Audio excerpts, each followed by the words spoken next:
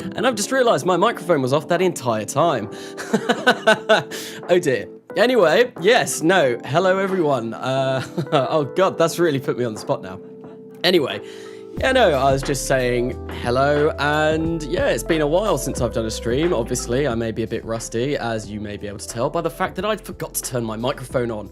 Anyway, what we're going to be doing today, we are going to be doing some Mars designing, some testing and planning for a Mars mission that I do want to do at some point in the future. I thought your mic broke. No, it's just me being a bit of an idiot and forgetting to turn it on, because I always turn it off for that 2-minute section, so in case I make any weird funny noises, they don't come through.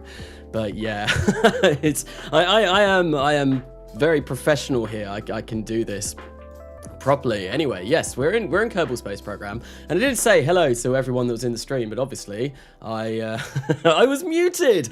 So yes, hello everyone, and welcome. I think I've seen a few familiar faces, a few familiar names in the stream, but welcome everyone. And I think, yeah, let's just kick this off. Let's get into the vehicle assembly building. Yeah, this is just the next Millenia save. So I've got all of the stuff that I've got going on. My manned crewed moon mission, which is coming up hopefully soon. The Harper ATV, that's something new that I've been working on that I will be going into the vehicle assembly building and taking a look at in a moment. And yeah, this is the next Millenia. So we're gonna go into the VAB. Let's get into the VAB, because that's where I really want to be. Like the stream, scrubs. Thank you, Katniss. Hello, Cone V. Good evening, Karnasa. Good evening to you as well. There was something that you said earlier on in the stream. I can't remember, in the stream chat. I was gonna address maybe, but I've completely forgotten what it was. My memory isn't that good. Did you design the moon lander already? The moon lander. I've designed a lunar landing mission. I've designed a crewed mission to the moon. The lander was actually in a couple of episodes ago. Not the episode that came out yesterday, but the episode that came out the week before. Yeah, no, I'm not releasing episodes every day. That would be crazy. In fact, I don't think that would be possible for for me to do. The amount of time it takes to put into a single one of the episodes, I think probably it takes longer than 24 hours to put one of those together. So every day wouldn't be a thing. Anyway, so yeah, no, there is a lunar lander, and actually, if I go into my sub-assemblies, it is basically the Lunar Lander, the Lander 2000, that's what it is, and it's just this thing here. And hopefully my game, it's going to be really slow, and yeah, this is my moon lander for the mission. It's powered by a couple of RL-10s for its descent stage, and we've got, I think, a couple of Super Dracos tucked away somewhere in here. There we go, there's one of them, and there's the other, and that'll be the ascent stage, and yeah, that should do a lunar landing all fine, and I've got a whole infrastructure in place to get this over to the moon as well, but that's not what we're going to be looking at today. So I'm going to get rid of this. We can yeet that away and get rid of that, and what I'm going to do is I'm actually going to open up that Harper ATV thing that I was talking about, because I need to have a look at this. So if where is it? I've got this is getting a little bit ludicrous, the amount of things that I have got in this save now. JAXA, no, where's H? I can't say. Harper ATV, there we go. That's what I'm looking for. So Kanasa, where is my space station? Wretched Music 87, yes, I did promise you a space station at Venus, I believe, was what I was going to do, and it was going to be the Wretched Station around Venus. I've not gotten around to working on that. I do want to send people to Venus at some point in this save. Well, I definitely do, but at the moment I'm going to be focusing on Mars. Anyway, this is the Harper ATV, and I'm just going to quickly check. So, hyped for Mars missions. It's going to be very exciting. The premiere yesterday was amazing. Thank you, Hoy Haufen, for those kind words. Kanasa, I've been subbed for a while, but this is the first time I've caught a stream. It's the first time I've done a stream in quite a while, if I'm going to be honest. Yeah, no, I've been very busy with university work, and I kind of took a step back from the channel just to make sure that I could really focus on my exams. I've only got one left now, so I will be doing more uploads, more streams, and all of that. Anyway, what this is if people saw the episode yesterday, I did a kind of like mini version of this, which went and sent a probe over to, well, not a probe, a rover over to Saturn. And it was a big kind of like a nuclear tug kind of thing. So what we've got tucked away in this fairing isn't really all that interesting. It's a docking port, a very big docking port, which is going to attach to this stage. And this is going to basically be a nuclear stage that will get things over to Mars, hopefully.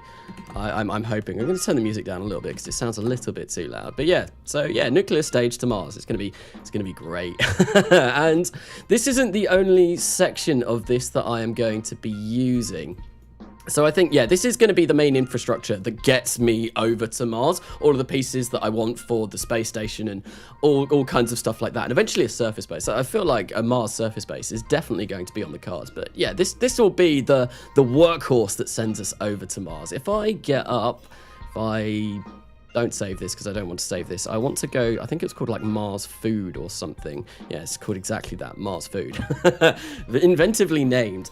Hi, Mineabout, welcome to the stream. Rowing on them gas clouds. Roving on them gas clouds. Oh yes, the Saturn rover. It's not going to go to Saturn, it's going to go to Iapetus or I think Rhea, or it won't go to Titan. It's not really capable of doing atmospheric stuff, so it won't be going there.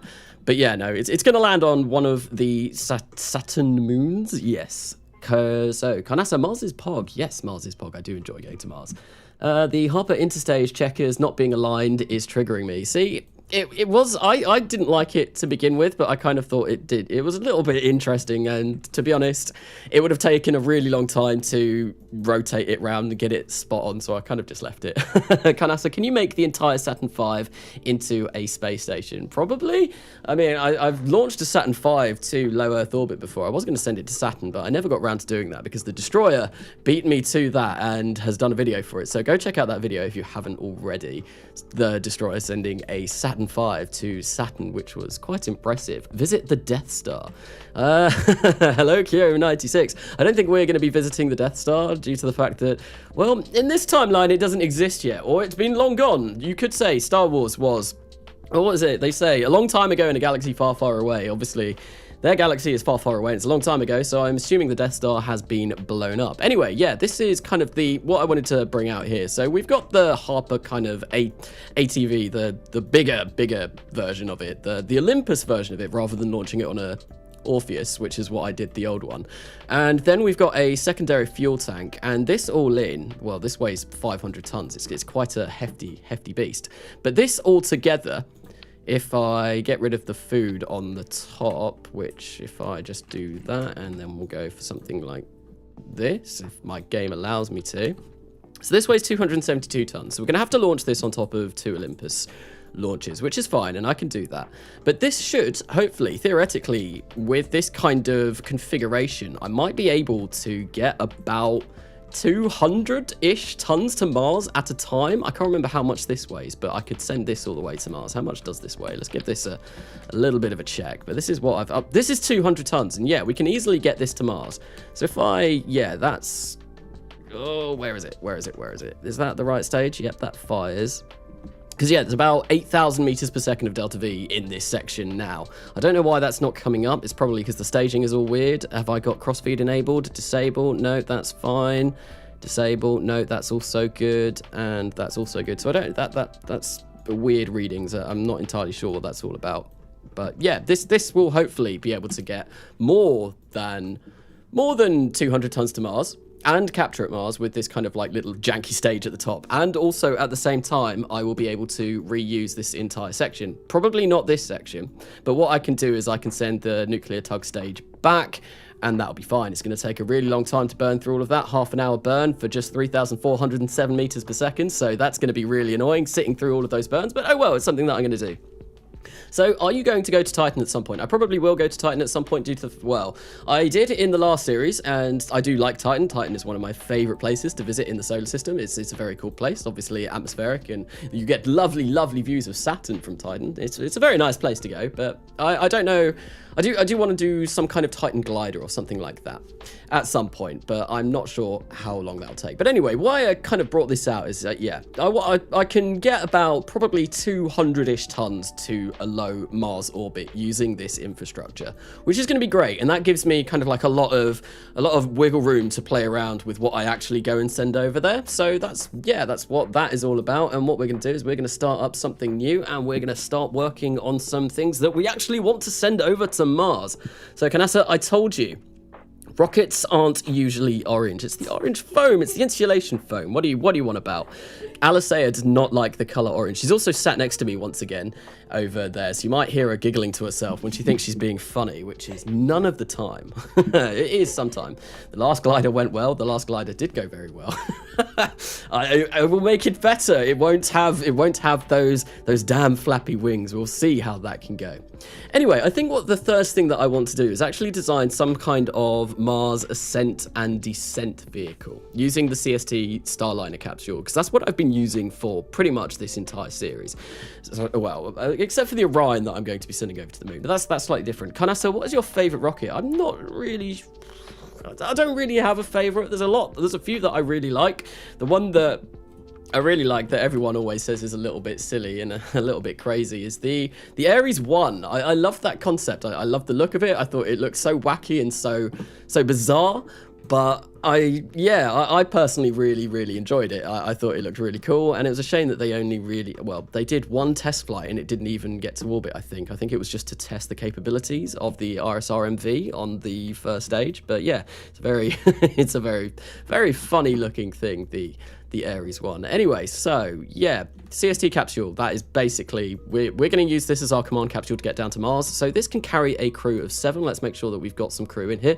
We've got 4 crew at the moment. I do need to hire some more. I do need to go down Kerbal applicants on the Discord and make sure that, well, yeah, I've only got 8 crew in this entire series, so that is something that I'm going to have to look into doing. So yeah, CST capsule, and we want to turn this into some kind of Mars ascent vehicle. And one thing, the engine that I want to use, I'm going to put a boat tail adapter here because I want to kind of connect these up. But yeah, the engine that I want to use to get this down to the surface of Mars is going to be the Raptor. Now, the reason why I want to go for the Raptor is because I can produce Methalox on Mars, and I thought having a Raptor, obviously, I can produce the fuel in situ, the fuel that we're going to use to get this up and down from whatever station that we send over, and it'll be great. We can, yeah, use this multiple times because I believe the Raptors have an unlimited ignitions, a burn time of 1,800 seconds, so that's half an hour of burn time. So yeah, I feel like that's going to be a kind of good engine to try and go for. However, it's going to make this rather heavy, but as I mentioned earlier, we can get probably over 200 tons to Mars, which is going to be great. So Kanasa, I need to thank you for inspiring me to play Realism Overhaul. Stock KSP started being easy and boring. Stock KSP, I love it. You've got to love it. It is great. But yeah, no, there are times where it's kind of like you do want something more. That's why I always play modded KSP. I always play modded KSP because after a while stock can just get a bit samey, but RO is a good fun challenge. So Ares 1X didn't even have an RSRMV, the 5th segment was a boilerplate, and the flight was pretty much a waste of money. I didn't actually know that. I thought it was, but yeah, no, it only did one flight, which kind of, you can see videos of it on YouTube, I think. I've definitely seen a video of it, but it's quite cool. So Kanasa, Project Constellation NASA. I've been looking up Constellation whilst I've been doing this, whilst I've been thinking about doing Mars missions. And was Constellation powered by NCR? I don't think it was it? I'm not sure. So Kanasa, what is the reason you can't just put a better heat shield on the Starliner? So the reason why, what I discovered when I was doing my testing for this was so I've got thermal. If I go into here, I've got procedural heat shield. So that's a low Earth orbit adjustable heat shield. That is a lunar adjustable heat shield. And what I could do is I could make this so that it fits onto the Starliner, say like this, and that's a little bit, yeah, it's a bit weird because it's offset, but if I grab this and do something like that. So yeah, so theoretically you'd think, okay, that will be okay. We've got a lunar rated heat shield on the bottom. I know there's a bit of a gap, but that doesn't matter. So I tested this quite a few times when I was planning my lunar return mission, and basically, yeah, this doesn't work because the heat radiates, or that's not even the right word, convex, I think, maybe.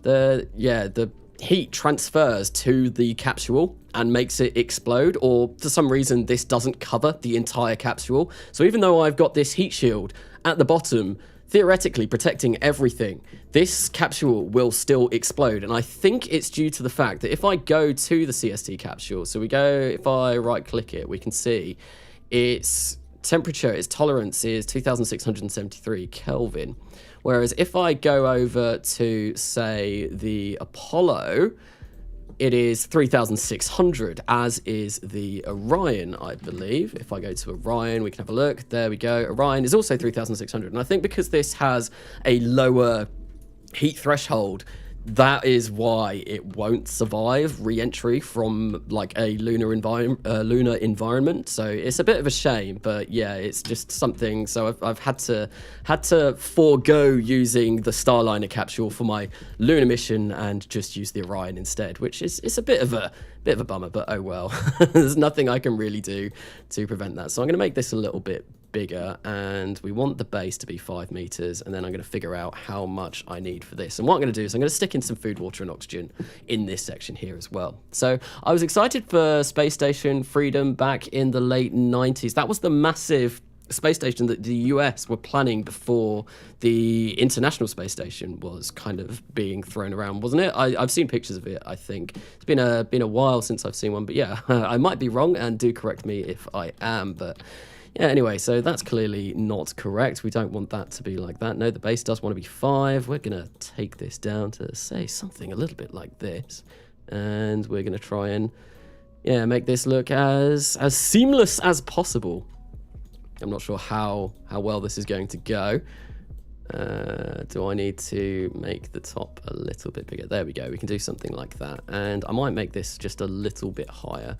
And then what I'm going to do is I'm going to stick some tanks in here for oxygen, food and water and all of that, so that our astronauts can survive a little bit longer than what they would just running on the supplies from inside the CST capsule. The Constellation Mars mission, did you plan on using nuclear propulsion? I am using nuclear propulsion to get to Mars for all of the stuff that I'm going to be sending. I showed earlier on the kind of transfer vehicle that I have got that will send all of this kind of stuff over to Mars. And yeah, it's currently using only one of the NVGE engines that I've used in this series already. And it's a very powerful engine. It's very powerful, 800 kilonewtons of thrust, and also a specific impulse of about 1,600. So it is ludicrously good. So I can get lots and lots and lots of stuff over to Mars, which does actually quite excite me. I am looking forward to sending lots and lots of cool stuff over to Mars, like big space stations and all of that kind of stuff. So the space station that was in the thumbnail of this video, I think that's what Cohen V was talking about, the space station. Yeah, no, the space station that was in the thumbnail of the video, that was just something that I threw together in about not that quick. Probably about half an hour before doing the stream. Just so, no, EditorExtensionsRedux, why are you doing me like this? Yeah, no, I wanted to throw something together, make it look really cool, just for a stream thumbnail, and it's kind of like a concept idea of some of the stuff that I do want to get over to Mars, and hopefully we will be building on that today. So Kanasa, when will the cursed rocket fly again? The cursed rocket. Oh yeah, no, that was pretty much the last video that I did before I went away for my revision. I do want to go back to that, and I do want to add SLS parts to it because I feel like that would be really funny. And that is definitely something that I could do. It's definitely something that I do want to do. I need to think of other kind of rockets that I could incorporate into that as well. That would be definitely something interesting to do. But yeah, no, I'm not sure. At the moment, I've put these at the wrong kind of angle. I want these to be at 90. Yeah, no, I've still got one exam left, so I do have a bit of revision to do, and at the moment I'm kind of really focusing on the next Millenia just to get some episodes out. I kind of want to stick to a schedule with it and release them every Friday. Obviously the last couple of weeks, yesterday and the last week, I had a next Millenia episode out, which was pretty cool. And yeah, I want to try and get another one out for Friday, and then I also want to start doing Coming Home again on Sundays.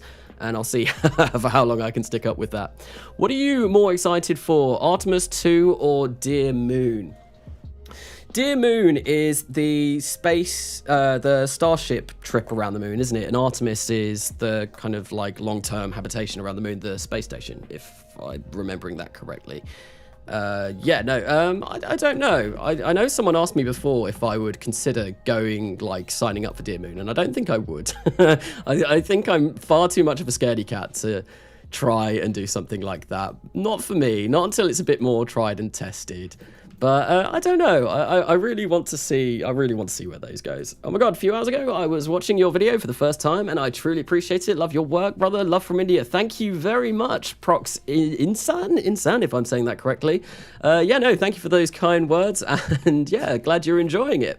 So yeah, what this is going to be is just going to be some food, oxygen. No, I didn't mean to click that. Food, oxygen, and water for our crew in here, just to give them a little bit of extra life support. So if I scroll down the very big list of engines that I've got, I am looking for this, the Kerbalism engine config. So what this does, I think I talked about it in my Kerbalism video. So with a service module, when you get the ratios of fuel up for whatever engines you've got on board. So if we whack one of these down, it does the food, water, and oxygen in the correct ratios that you need for crew. So that's great. It's a really easy way to sort out your food requirements. There are some times where this wouldn't work and you might want to go in and fine tune it yourself, but that's pretty much always what I do these days anyway.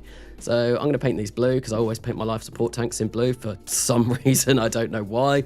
And we're going to have a look. So we've got 16 days. I kind of want to get that up to maybe a month.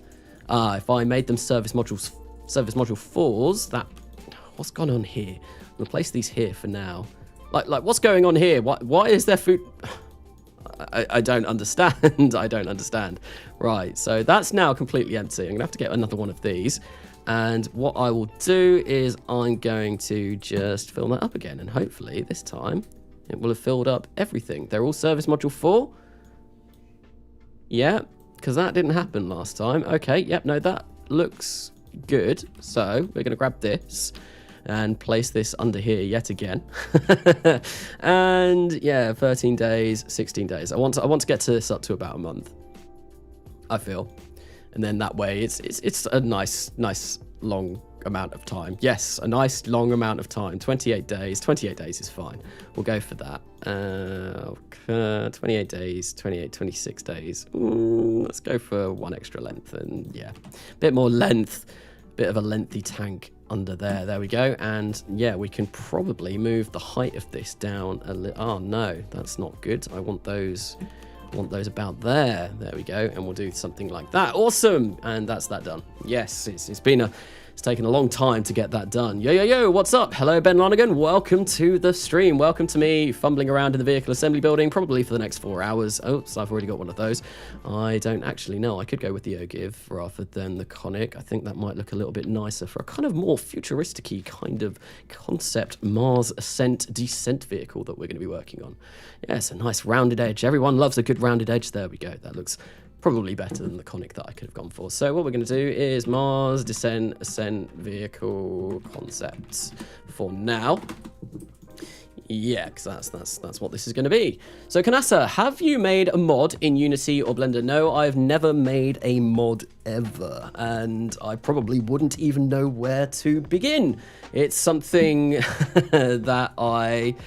Hang on, Harper ATV, you stole name of my spacecraft. Harper, stop stealing. Did I steal a name of your spacecraft? Well, that was purely coincidental, if that was the case. And also, Albert Harper, was my main astronaut from my last series, which is what it is named after. So that's where that's come from. Nowhere else. So let's get CST up again, because I just want to make sure that this is full up. And I am going to try and do a propulsive landing on Mars, and also a propulsive, like, we're going to use the Methalogs that we've got in here to do everything. We'll land and we'll take off, and we'll do backflips, and we'll, like, dance with it, and... I don't know, it's going to be an all-singing, all-dancing Mars ascent vehicle, essentially. Hopefully. You're going to Mars? Yes, we are going to Mars, and we're going to be trying to do a Mars ascent descent vehicle at the moment. See how this goes. This could end up going very, very badly, because it's been a long time since I designed anything that was capable of landing on Mars and returning to the surface from Mars. I think I need about 3,500 meters per second at Delta V to do that, to actually get back into orbit. Maybe a little bit more. I think 4,000 might be kind of where I want to aim for. So yeah, now what comes the fun stuff. Now we're gonna try and figure out how we're gonna get this down to the surface. So we're gonna go for a cryo tank because it's nice and smooth. And yeah, this is this is very long and not very wide, and ideally it would be nice to have quite a wide kind of surface, so that way we can slow down as much as possible using Mars's atmosphere. But you know what? We're going to see how much delta V we get out by filling this with Methalox and putting a Raptor on the bottom, and we'll see what that does. Ben Lonigan, £10 donation. Thank you very much. Donate funds to get you to Mars. Some funds to get you to Mars. Thank you very much. We will hopefully use those funds very, very wisely and get this mission on the road. Space shuttle to Saturn. That could be something that might be fun to do at some point. I mean, I did. Yeah, no, I gave up on Saturn to Saturn, so a space shuttle to Saturn might be something that I could look into. So we've got 7,500 meters per second of delta V just in this. How much does this weigh? 77 tons. God, it's quite a chunky little lander, this, 77 tons. But like I said at the beginning of this stream, we are going to be able to send probably about over 200 tons to Mars at a time, which is going to be great. So this is fine. This is absolutely fine. We don't 77 tons. That's nothing. That's a drop in the pond or whatever the saying is. Probably not anything like that. So yeah, here we go. So this should be good. And how? If I do that, and I don't want that. There we go. 142 seconds. Okay, thrust to weight ratio of that. We could probably make like a 100-ton lander. Yes, let's land 100 tons on the surface of Mars. That couldn't possibly go wrong. Hey, Carnassa, how did you discover KSP? I discovered KSP when it was in beta, I think it was, quite a while ago, probably 2013. It had just been released to Steam. And I remember, because I love indie games, and I always have, and always early access, so I think Steam recommends those kind of games to me. And as soon as it came on Steam, yeah, I found it and I bought it pretty much instantly, and I've been playing it since then. So it's a great game. I do really enjoy KSP. Obviously, my channel was mostly about KSP, so it'd be rather funny if I came to you now and said, "Oh, I've got KSP? No, not that game. Oh no, terrible game." Don't take me out of context there. Do I want to go for a foam tank for this? Maybe. I probably want some kind of mount on the bottom of this as well. I think there's been one that I've been using pretty much consistently in this series for a while now, at least for the last couple of episodes, and it's this one. I love this. I love the look of this. I think it looks really, really nice, and you can kind of fit like hydrazine, kind of, what is it? Aerozine and Mon3, what are they called? Monopropellant kind of tanks. Yeah. Hypergolics, I think might be the word I'm looking for. I don't know. Yeah, I'm not having a good time about this. Canassa should have 1 mil subs. Thank you, Casey Turner, for that. That would be very impressive if I hit a mil after a year. It's almost coming up to a year for my first ever upload, which has been pretty cool. I think on the 10th of June will be a year since I've started doing anything on YouTube, and I'm very, very close to 5K at the moment, and I would love to hit 5K before that time. That is kind of like my personal goal that I'm going to be setting myself, I think, or at least something that I would like to hopefully achieve.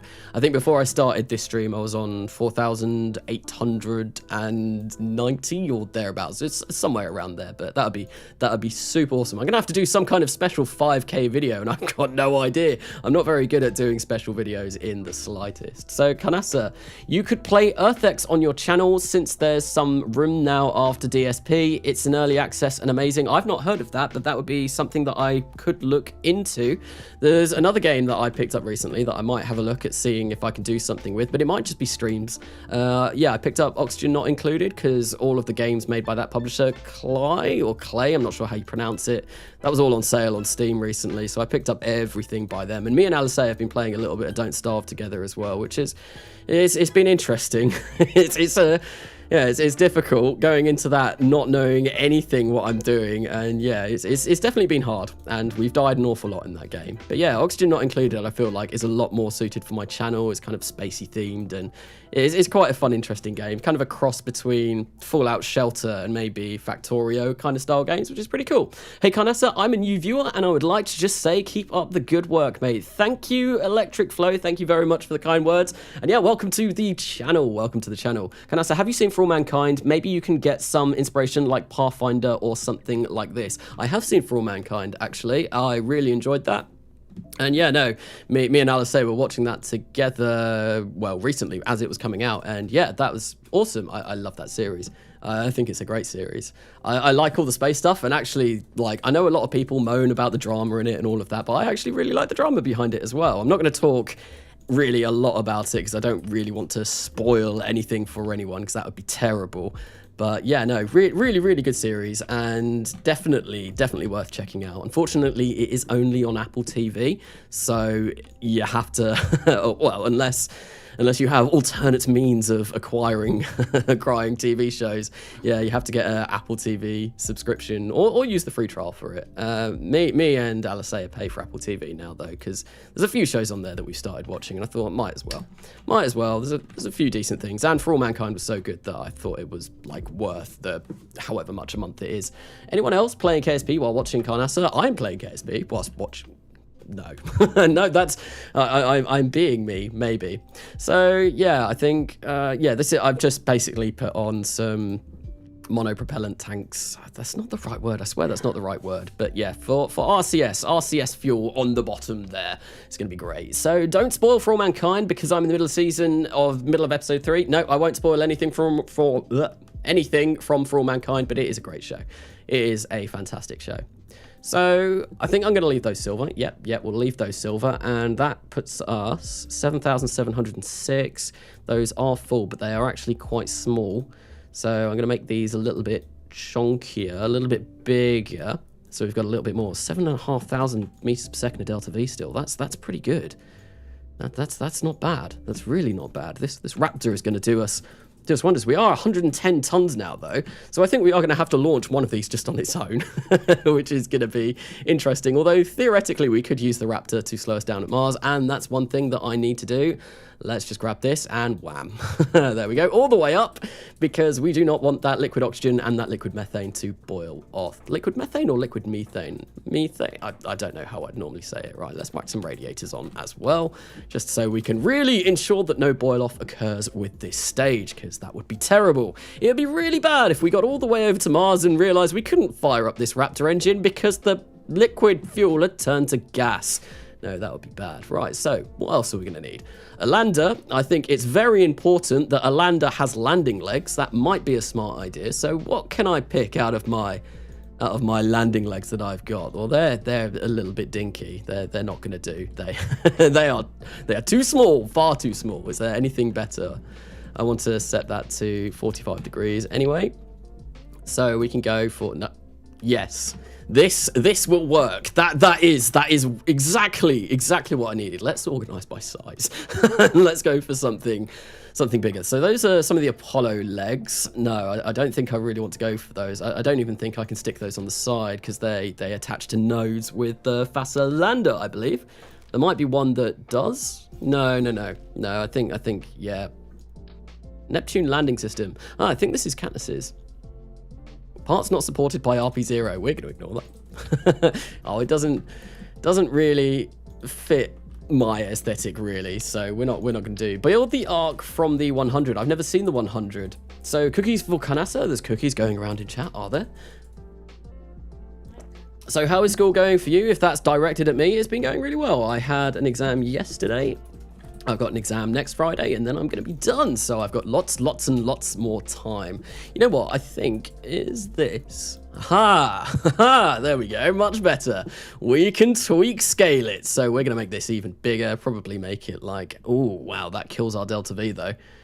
Oh, that really kills our delta V. Let's see if we can.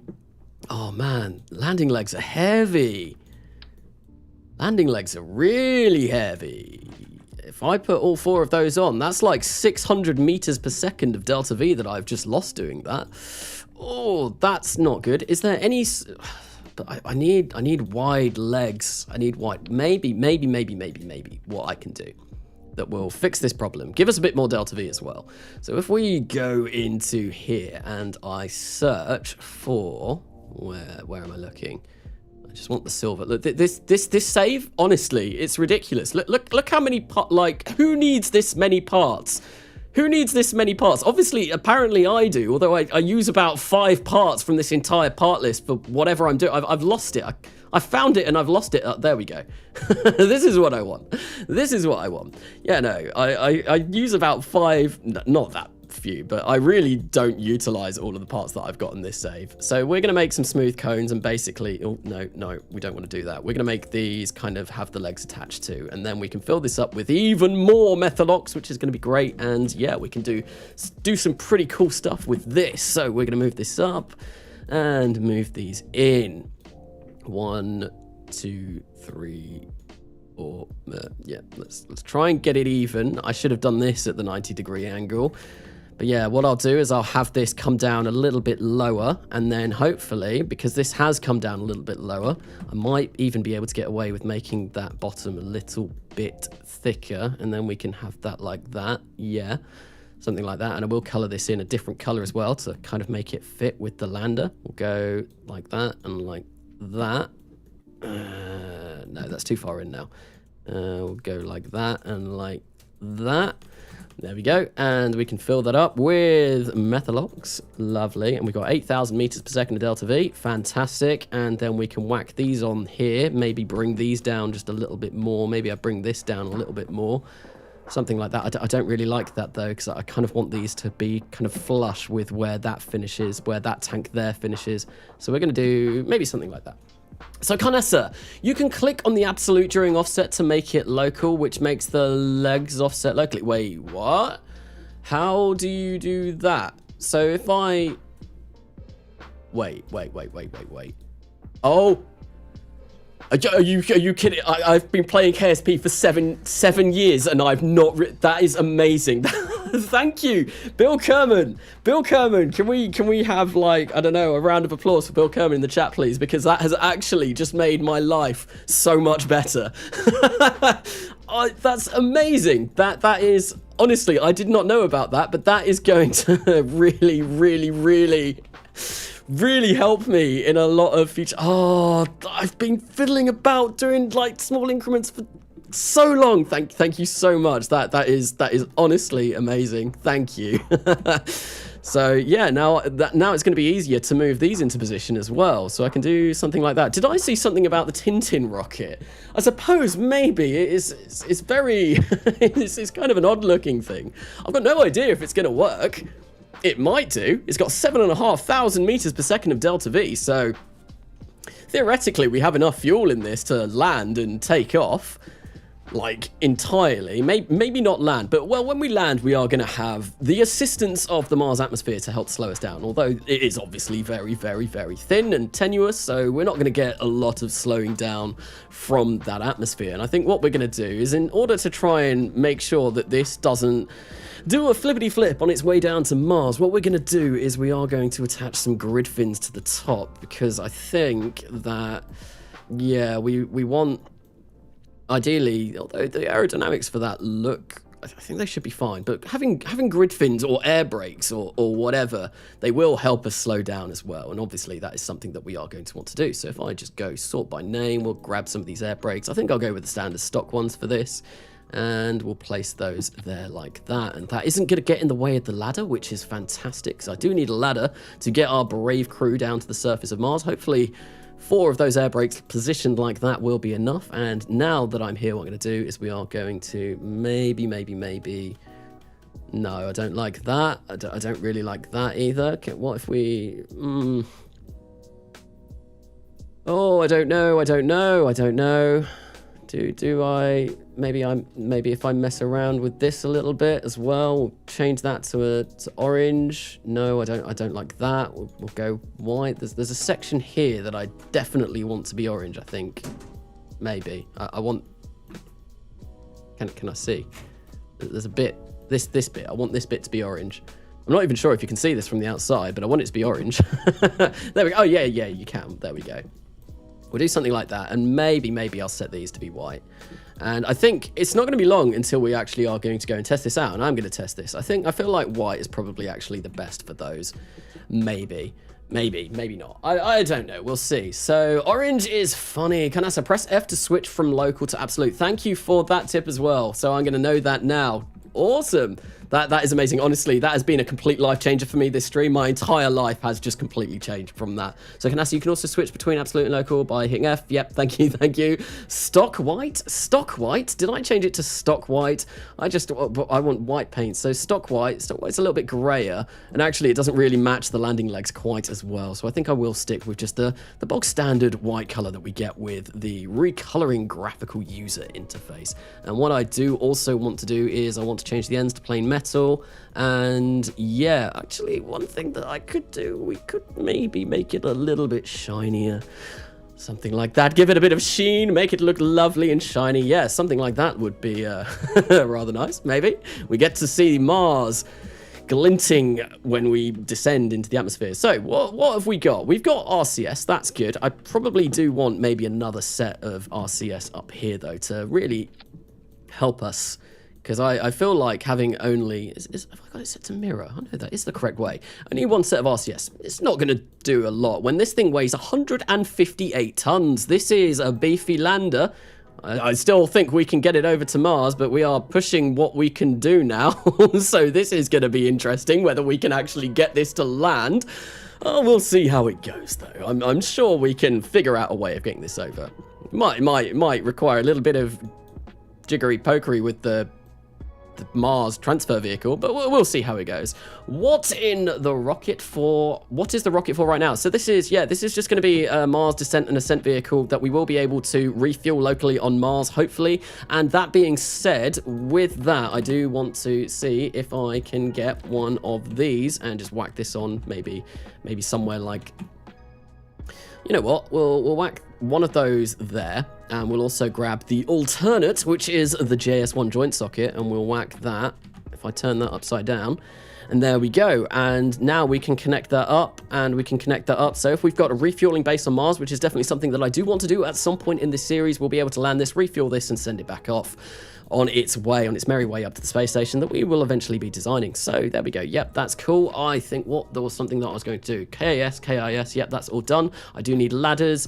I need some sort of power system, because we're not going to get very far if we run out of power. No, we are going to need solar panels, or yeah, no, it is going to be solar panels, because I don't really want to sit my astronauts on top of a radioisotopic. No, I can't remember. Radioisotope generator. That's it. An RTG. Yes, that escaped me then. Yeah, that's a big dumb moment. Right, so we're going to go for some folding solar panels. Probably stick a couple of these on somewhere. Hopefully they will be able to retract, because obviously coming through the atmosphere isn't going to be the best of things. So I'll stick maybe a couple there. No, I don't really want those there. Maybe. I guess I could place those on the opposite sides that aren't the RCS thrusters. That might be a smart thing to do. So we're going to go for the other, and we're going to go for lab. Yep, and we're going to extend those. And they look rather big, rather comical, but you know what? Unless anyone's got a better suggestion of a way of generating power, I think we're going to go with this for now, but I will check chat momentarily. There we go, Mars Perpetual, that's great, so we can make these a little bit smaller. And I think if we go for just over what we are going to be using, there we go, we can whack those on the side, and we don't have to worry about those at all. So we do also have, one other thing that I need to do, avionics. We do also have a communications device, a way of communicating in the capsule, I believe. I think it's got a real antenna in there, so we don't really need to worry about an antenna for now. That's okay. But what we're gonna do is we are gonna place some avionics on this, because well, I need to be able to control it, essentially. And it would be nice to be able to give it some kind of... Are you okay? There we go. Yes, some kind of control would be fantastic. And obviously this will contain some batteries as well. And all just kind of useful stuff that we are going to want when we are on our way down to Mars and doing all of that good stuff. Right, so there we go. Yep, we want that. We want deep space. This thing needs to control... 160 tons at the moment. I'll go slightly above 160 because, well, yeah, we're not done yet. We might need a little bit more. So we are going to open recoloring GUI. Yeah, something like this, and make it white so it kind of goes with all of this.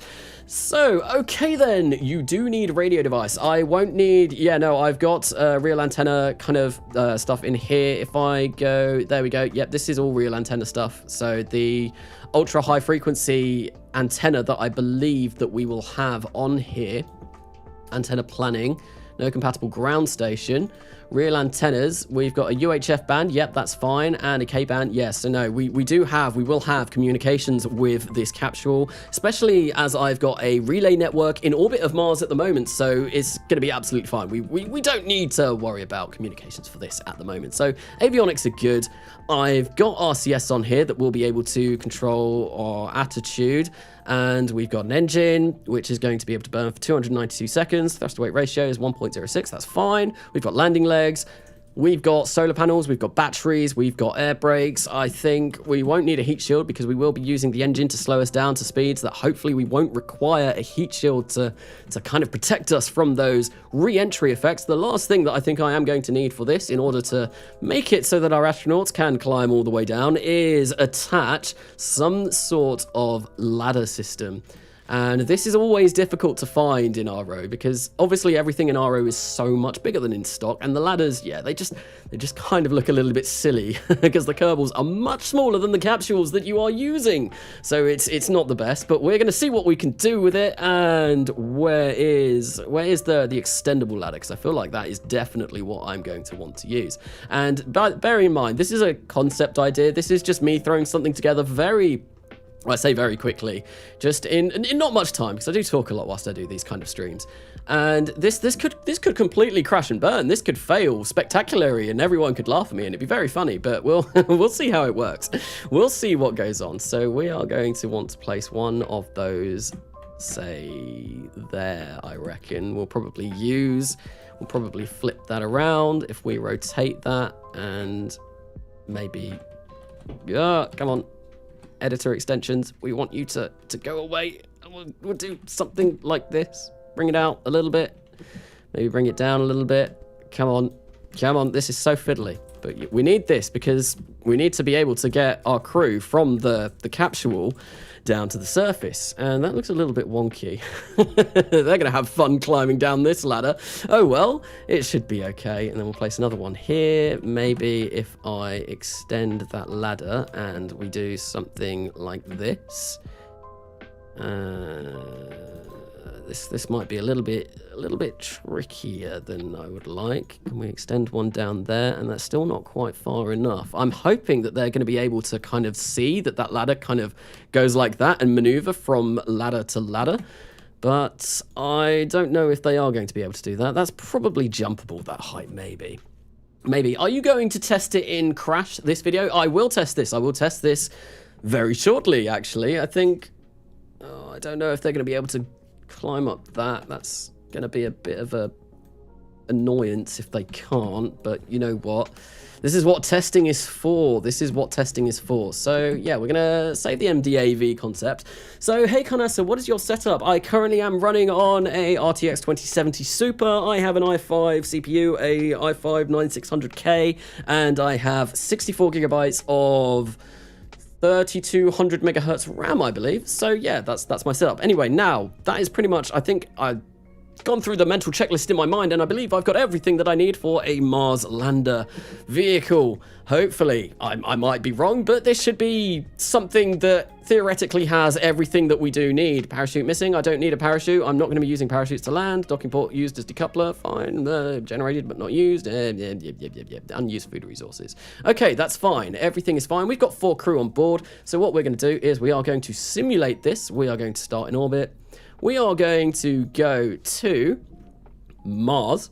Mars is the destination, and we are going to probably set this up at about maybe, I think maybe I'll have the space station going in, not 2,200 kilometers, thereabouts, and 90 degrees, because I do want it in a polar inclination, because I want to set an eventual Mars base up on one of the poles, and going polar will make it very easy to do that. So right, we're going to simulate that, and we're going to get on our way to Mars to test this monstrosity, this thing that should not probably work, but we'll see how it goes. Oh, dear, my diabetic pump is making noise. I'm very sorry. So, Canassa, mod list, please. There is a mod list in the description of this video. I think I put it in. I might have forgotten to do it because I usually do that. But yeah, I think it's in the description. Also, alternatively, I do have an install video for this kind of setup. It's on my channel. And yeah, no, it goes into detail how to install Realism Overhaul, RP1, all that stuff that I'm playing with at the moment.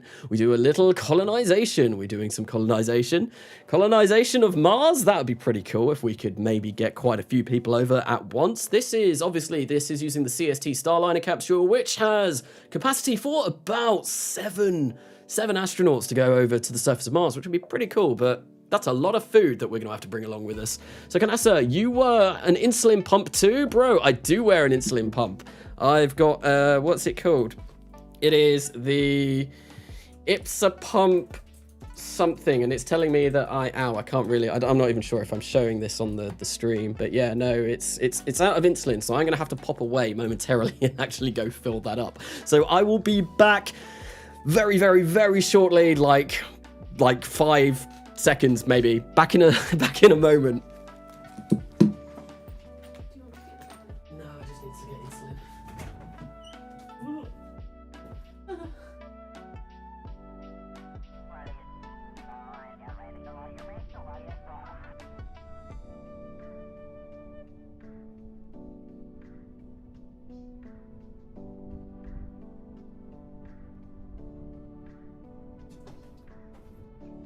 Look at all the mess in the background. You just left it on. Yep. There we go, and we are back. I've not sorted myself out yet, but the loading screen is finished, and we are around Mars anyway. So I'm going to quickly sort out my well, it's not really a medical emergency, but it's a medical thing whilst I have a look, and I'll go through chat whilst I'm doing this. So quick, call the crisps fries while the Brits are away. Crisps. No, they're chips. Fries are different. Chips and fries are different things. Fries are like thin, skinny chips. Chips are like big, chunky chips, essentially. So yes, what's an insulin pump? An insulin pump, basically, I'm type 1 diabetic, so my body naturally doesn't produce insulin, which is something that your body should be producing. Essentially breaks down carbohydrates and sugars so that your body can absorb them. I can't do that, so I need to get insulin artificially, which is why I've got an insulin pump, and essentially I've got a needle under my skin, which sounds pretty horrible. And yeah, it delivers insulin for me. So give me a moment whilst I just sort this out. I'm terribly sorry for this. I should have done this before I start the stream, but that would have been the smart idea. So an insulin pump is for people whose body can't produce their own. Yes, type 1 diabetic here. Have been since I was 2 years old. It's well, I've known no different really, so can't really complain. Anyway, so I think I'm going to try and land this on my own, not use MechJeb landing guidance, because where's the fun in that? We're going to try and test this out ourselves. So if I hit R to turn on our RCS, I'm going to make sure that we are doing all of this, and we are going to hit space, and we're going to point retro, and yep, all of the RCS is firing. That's always a good sign. I don't like the fact that these RCS thrusters, they have the waterfall config on them, but the CST capsule does not. That doesn't look like how I did it in the vehicle assembly building, does it? I don't know. So 3,500 meters per second of delta V to land. Okay, or thereabouts. Right, so we're going to toggle those air brakes, and I think they look pathetically small on this now. They looked a little bit larger in the vehicle assembly building, but oh well. We're going to work with what we've got. We're going to turn the camera to 3. I'm going to flip this around just so it's kind of like nice looking. I want all of these parts at the right angle. Or something like that. Why are we... Oh, is our surface and our orbit? Yeah, slightly different. We're going to go for surface velocity negative. And just before I fire this up, I need to make sure that this is all back and working properly. I'm so sorry. I'm professional when I stream. I am professional when I stream, definitely 100%. I should have sorted this all out before I started. So save the vessel before simulation. Did I not save the vessel? I am a bit of an idiot if I didn't do that. I'm sure I did. I usually save constantly whilst I do stuff like this. Anyway, let's get this sorted quick and just run it through so there's actually stuff in the tube. And there we go. And now I should be okay. I won't die on stream, which would be, I mean, it might be amusing, but I'd rather not. Try using ablative air brakes. It's a good mod. I've not heard of that mod, but that is definitely something that I would like to check out because you can never get enough air brakes in this. And one thing that, obviously, there were a few people talking about Starship style kind of vehicles in the last video that I did, right? So we're going to fire up the Raptor, and whilst we're starting our burn, I'm going to talk about that. Yeah, no, Starship style vehicles, it's kind of really difficult in RO because getting back into Earth's atmosphere, it's difficult because you need some, like, really good thermal protection. One suggestion that I actually saw on the Real Solar System Reddit, I think it was today or it was yesterday, it was really recently, that I don't know if it works, and it's something that I do want to try at one point, is if you use ConformalDecals, which is a mod that I do have, and I'm going to plaster this with decals, we're going to stick stuff all over this, it's going to look great. Anyway, if you set the heat tolerance of those up so that they can survive kind of like re-entry temperatures, one thing that you might be able to do is, say, have a side of like a tank or something that you cover with a conformal decal that will basically be able to take the brunt of the heat. I don't know if that's possible, but that is definitely a route that I kind of want to look into if I do want to do some kind of Starship style like vehicle essentially to carry, like, ferry a lot of crew around Earth, because I do want to be able to do that at some point due to the fact that obviously the lunar base, which is really coming along, I might actually showcase that, how far I've done even more to it since the video that released yesterday, how far that's come along. Yeah, I might showcase that in stream. If people are interested in seeing what the lunar base looks like right now, actually, yeah, if people want to see that at some point in the stream, just like type 1 in chat now, I guess, and I'll go over to it at some point and showcase how it's going. But for now, we are going to be working on the Mars stuff. So how has your day been going, Carnassa? So Trax 413, it's been going pretty well. It's been pretty good. So that's a lot of ones. So we will have a look at that at some point. I mean, it's not an awful lot more, but there's definitely more. There's another. What have I added? There's another set of radiators. There's another set of flexi bendy tubes. There is food now, and yeah, essentially the whole thing is pretty much ready for human consumption, I guess. But yeah, someone asked me how my day has been going. It's been going really well. Honestly, what have I even done today? I can't even remember. I woke up quite early this morning. There's a lot of ones in chat. Hello, Carnassa, I'm back. Hello, HexusBG, welcome back. Hello and welcome. Yeah, no, what have we done today? Have we done anything? I went to the shop earlier on. It's been a pretty nondescript day, if I'm going to be honest. It's really warm in the UK at the moment, which is always nice. It's pretty hot, so there's a lot of 3s, there's 1s, there's 2s, there's 3s, there's a 6. A wild 6 did appear. Yeah, there's all kind of things. I think I'm going to turn the engine down now, because we're burning through quite a lot of this fuel already. And yeah, this is probably not going to be the best of landings. Oh well. As long as we don't burn up in the atmosphere, I will be happy. Right, let's go surface velocity negative, and we're landing at Temperatura. I probably should have tried landing at one of the poles. That would have been smart, considering that's where I do want to set up my eventual base, but oh well. Phineas Masters is a funny name. Where does that come from? Is Phineas Masters in the chat? Because it's been a while since I've seen him at a stream, if he is. But hello if you are, and welcome. So 69,420. Very nice set of numbers. Very nice. By us, it's almost 30 degrees. So by us, it's an oven. Wow, that is quite warm. I don't know how hot it's been today, but it's been very sunny. It's been very hot, and obviously I am sat in my office, which I don't like having the window open whilst I stream, due to the fact that then every poor person walking by the house will hear me shouting about Kerbal Space Program, and I do get shy. I get embarrassed, and if someone can hear me, I'm like, oh my god, someone can hear me. But so I don't have the window open whilst I do voiceovers and streams and stuff like that. So it's gonna get really hot in here. It's gonna get warm. But, oh well, I'm going to have to deal with that. So we are 80,000 meters up, coming down at 2,000 meters per second. I'm going to fire up the engine and try and bleed off a bit of speed. I should probably get landing guidance up and see. Oh yes, it's telling me I should have started my burn already. Oops! Minus 37 seconds to suicide burn, although that is going down, so we should be fine. We should be okay. Kanasa, hot for you? I've only had rain. That is unfortunate. We had a lot of rain yesterday. It was, yeah, raining pretty much the entire day yesterday, but it's been very, very, very warm today. Very warm today, very hot, very sunny, which is unusual for the UK. I know we're obviously known for like complaining about the bad weather and like the fact that it rains all the time, but it does rain all the time. It's usually the UK is nothing but rain, but yeah, no, today it's been hot and nice and sunny. Hope you can slow down in time. I think we are. Yeah, look, we're now one second away from our countdown. So what I like to do is I try and like to keep that as close to 0 as possible, and then hopefully our burn should be exactly where we need it. We've still got 5,000 meters per second of delta V left. This is looking like this vehicle is going to do exactly as advertised and be able to land us on the surface of Mars quite comfortably.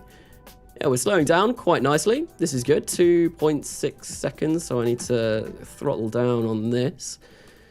And we'll see how this goes. I might get a bit quiet in a moment whilst I try and land this, because obviously landing is always a tense moment. Landing on Mars is not something that I've done too frequently, so it's like any other landing though, isn't it, I guess? Just with... Oh yeah, no, that's now minus 1.2 and it's not going down. We need to slow this down. We need to 600 meters per second, although we will be fine. Thing is, this engine is only throttleable down to 40%, so I don't really want to slow myself down too much and then find out that I can't hover and land this properly. So, all right, so 1.4 seconds, 1.2, 1.1. This is looking good. 0.7. Let's throttle up just a little bit more. 0.5. I'm 1,000 meters above the terrain at the moment. 0.4. And here we go. We're coming in nice and hot now. And that looks like we're not going to slow down in time. Let's kill our rotation. And, oh, we're going to bounce. Oh, look at that. Textbook landing. I can't believe that worked. I thought I was going to tip over. Oh well, there we go. We've still got 3,601 meters per second of delta V left in this. So this can land on Mars. This can land on Mars quite well. It's weird lander, but somehow it's working. Yeah, it works. It works amicably. It did exactly as was advertised. We need to turn on these radiators or turn them on. And yeah, I love that it bounced though. I love it. I love that it bounced. We'll extend these solar panels and make sure that we can get some power, and then we'll get the crew out and see if we can maneuver them around, see how that works, and you know, make sure that the ladders all work as they should. Can I retract them? I can. Brilliant. So that's not going to be any problems either. So we'll get Boris out. Boris is going to go for a bit of a venture on the surface of Mars, see if we can get down without any issues. I do have some nitrogen. Okay. So can we grab the... No, see, we've already encountered a problem. Can I grab the ladder from this direction? No, oh dear. Oh dear. Oh, there we go. Oh, with a little bit of... No, he's stuck. Oh, yeah, no, we're good. We're moving down. Congrats for a safe landing. Thank you very much. That was actually probably one of... I was surprised about how well that went. That could have gone a lot worse. And perfect. He moves here. We do have a little bit of a drop though. So Boris, I hope you brought some sturdy boots. And we're gonna... Oh, no, he fell on his back. Oh dear. Oh no, he doesn't... He looks like he's having a bit of a bad time at the moment. Oh, well, you are the first, well, obviously this is a simulation, but first astronaut on Mars in this series. I've not landed anyone on Mars, even in simulation. So there we go, in Temperatura, and yeah, that's all looking very good. So we can, no, we might need a bigger ladder. Like, let's try this. No, we 100% need a bigger ladder. We are not going to be able to get, why is he so heavy? Usually... Well, I think when I did Kerbal Gets Real, the Mars landing, I was able to... Oh, there we go. He's fallen. When I did the Mars landing in Kerbal Gets Real in the very last episode, I'm fairly sure that I was able to do the old trick where you jump and fly up. But I don't think, unfortunately, poor Boris isn't quite going to make it. He's a little bit too far away. It's a little bit too far. So if we do... Yeah, no, that's not going to work. So...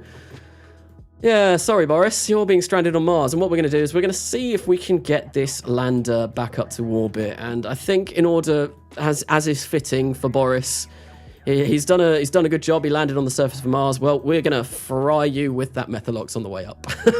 This is only a simulation, so it doesn't matter. It's fine. Soften the suspension to lower the lander. I don't think I can with this, unfortunately. It doesn't have KSP wheel settings on it. So, yeah. Oh, no, I accidentally... Oh, well, we fried Boris. That was a mistake. And I want to go probably this way. Yeah, we'll go this way. And we want to get rid of the air brakes, and we want to retract those. I accidentally hit Z. I didn't mean to take off then, but oh well. We're going now. We might as well. And we've only got 3. Yeah, this is going to be tight, isn't it? This is going to be really, really tight, and this is probably a terrible ascent. Oh, well, I kind of wanted to have a look and see what was going on in chat before doing this, and this is probably not the best of ascent profiles, but oh well, we're going to see how we go. You need some smaller landing gears. Save some weight as well. I do, but unfortunately I need... Yeah, I might have a look and see what I can do. We might be able to get some smaller ones on this. Oh, yeah, no, we probably want to turn this way a little bit now. We might run out of fuel. We might run out of fuel. But if that happens, the worst thing that I can do... Well, obviously we will. I'll have a look at making some smaller landing gears, see how that goes. And yeah, hopefully, oh yeah, I've messed this up. I've absolutely butchered this ascent. This is this has been terrible. So we're gonna kill the throttle there, 160,000, and we'll do a quick old one of these. See how much delta V we need to get a nice stable orbit around Mars. Is it more than we have? Is it more than we have? We've got 2,135 left, and we need 2,600. Oh dear! So yeah, this is not going to be able to return from the surface. However, as I did mention, this is going to be able to technically refuel once it's on Mars, and the ascent was pretty terrible. So, because I wasn't prepared. I was not prepared, and I blasted off without being ready, which is never a good thing to do. So, yep, there we go. We've got that all done, and yeah, we're not going to be able to get back into orbit, so we might as well revert this flight now and see if we can make some changes. Maybe make the engine, the fuel tank, a little bit bigger, because we've still got some wiggle room. We can still take some more stuff. So we're going to return to vehicle assembly building and see what we can do to make this better. You are spinning. Who is spinning? I am spinning. Am I spinning on the camera or am I spinning on the game? I'm not sure. There is almost no air on Mars. There really isn't. The atmosphere is very tenuous, very thin. And yeah, I would not recommend taking off your helmet on Mars or anything like that. It's pretty bad. Or a vacuum raptor. The vacuum raptors aren't that much better than the surface level raptors, as far as I'm aware, in terms of delta V and like that you can squeeze out of them. I might have a look and see what the vacuum raptor does. Although the nozzle, obviously the nozzle of the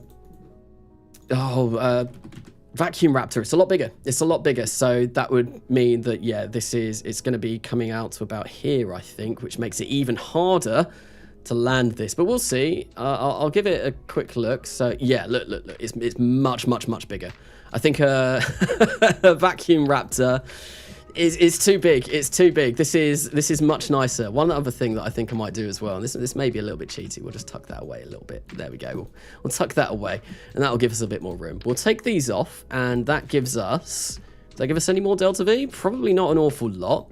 But what we can do is we can make some of this stuff a little bit bigger. We can also make them even better.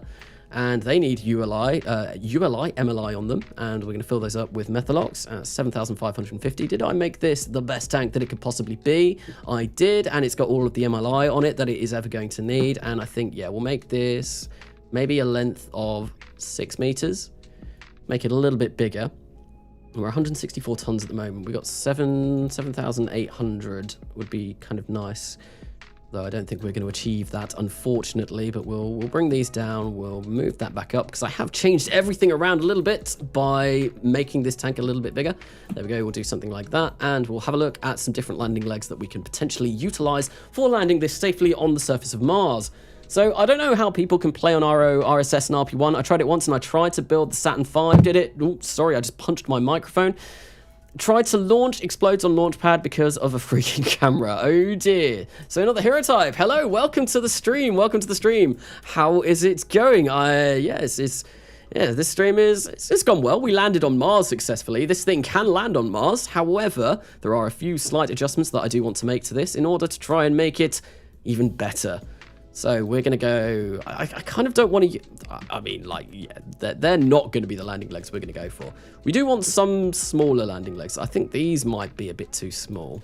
I go for, say, these ones, but I don't like the look of these kind of stockish landing legs. I feel like they really, I don't like them. They just look a little bit out of place. But if it's all I've got, I suppose that's all I've got. And I think I need to make these even bigger. So we maybe go for like 1.25. And we do something like that. I feel like I got something stuck in my throat. Sorry. Sleepy. Oh, so not the hero type. Sleepy. Have you had a busy week? So 1 dislike. Oh no. Oh no. But yeah, thank you for everyone for coming by to this stream. And thank you for people for liking the stream. I think this has been my most concurrent viewers ever. I think it almost got up to 150 at one point, which was really, really cool. So thank you everyone for coming by whilst I've been faffing about, essentially. That's all this stream has been, faffing about making Mars stuff. Yeah, I should rename it. Just an ultimate faff, compilation of ultimate faff. Right, so that is still not going to be enough to safely get our astronauts down. I might be able to move this whole thing down, considering they were getting stuck on this section anyway. So if I move that down to, say, there, then we grab this one, and I move this to there, like that. They should still be able to get down there, and then we'll move this all the way down there, and that's still, we might be able to jump and jetpack it up. I don't know, it's gonna be tight, it's gonna be close, but we'll see how it goes. Watching you faffing about is what it's all about. Thank you, Sharky KO2. Yes, faff, that is all my streams is, just ultimate faff. It's just nothing gets done. I just talk a lot of absolute rubbish whilst trying to do some stuff in KSP, but usually it just ends up me talking a load of rubbish whilst I fail spectacularly at doing some stuff. Anyway, so yeah, these legs, I really don't like them. And why is that scale only 1 and this one is 1.25? Oh, 7,500. So yeah, what are we on? We're on 170 tons. 170 tons for a Mars lander. This thing is huge. This thing is ginormous, but I mean, that's what Methalox gets you, I guess. It's not particularly light. Liquid oxygen is definitely not the lightest of things. And yeah, the liquid, obviously Hydrolox would be a lot lighter, but we can take this to Mars. We have the technology, we have the Harper ATV that will be able to get us there. Right, so, okay. Yeah, landing legs, I think I'm going to try it. I'm going to try this kind of configuration and we'll see. I could probably do it better with a better landing as well, although to be fair, the landing wasn't all that bad. And we'll go for this and we'll try it again and we'll see if we can take off with, why have we just lost?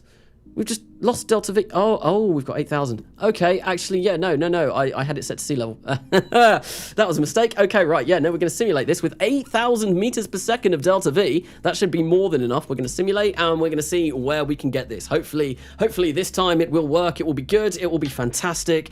Everyone will be happy. Boris won't get fried by the Methalox engine as we ascend back up to Mars orbit. It should all be good. So, Canassa, what kind of capsule is that? It's the CST Starliner capsule from RO Capsules.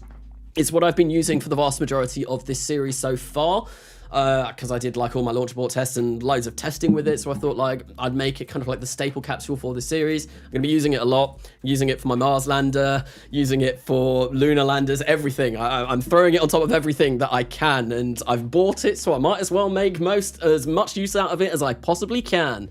Cursed ladder. Were there cursed ladders? Probably. Oh, excuse me, I did say that I had something stuck in the back of my throat. That should hopefully clear it. So not the hero type, so not the comrade type. I think that's what you're called on Discord at the moment, aren't you? So not the comrade type. But yeah, no, if you don't know about the Discord, definitely go check out the Discord. There is a link in the description of this video. So not the hero type, who is obviously in the stream chat at the moment, was the person who so graciously set that up for me quite a while ago now. And yes, I would not have a Discord if it weren't for you. And it's turning into a real great community. I need to actively be on Discord more. And I've started coming back on Discord a lot more recently. Obviously, I've been away for quite a while with exams and all of that kind of stuff. But yes, I am being more active now and trying to get videos out and streams and all of that. Oh, the loading screens in KSP do take their time, don't they? Ah, but we are at Mars, I do believe. Blue Chat Supreme, gang gang. Alicea, yes, and Alicea obviously is my wife. So, Canassa, tell Bill not to eat any snakes on the trip. Any snacks? I was like, snakes?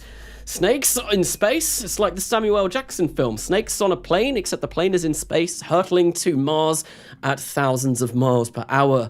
I think if you had snakes on this mission, it really, things would not be going well in the slightest. So let's turn on the radiators to begin with, so we don't get any boil off at all, because boil off is always bad. And what we're going to do is, once again, we are going to attempt to land this on the surface of the red planet.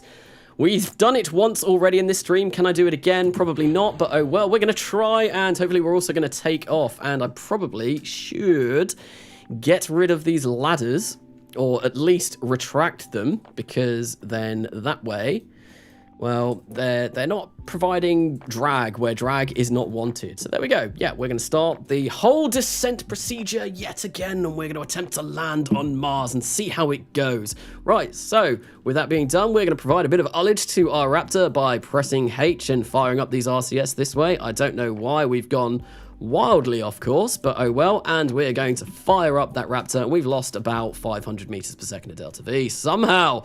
What is going on today? I have no idea. We're going to turn off FMRS. Okay, that's good, and we'll get landed up, and we're going to wait and see. And whilst this is happening, we're going to turn over to the chat because, well, it's just I just need to wait for this to begin landing, and yeah, there's a lot of waiting around in Realism Overhaul, an awful lot of waiting around, but oh well. I must see that heat shield. What heat shield? What wrench squad? Will drogue shoots help with the descent?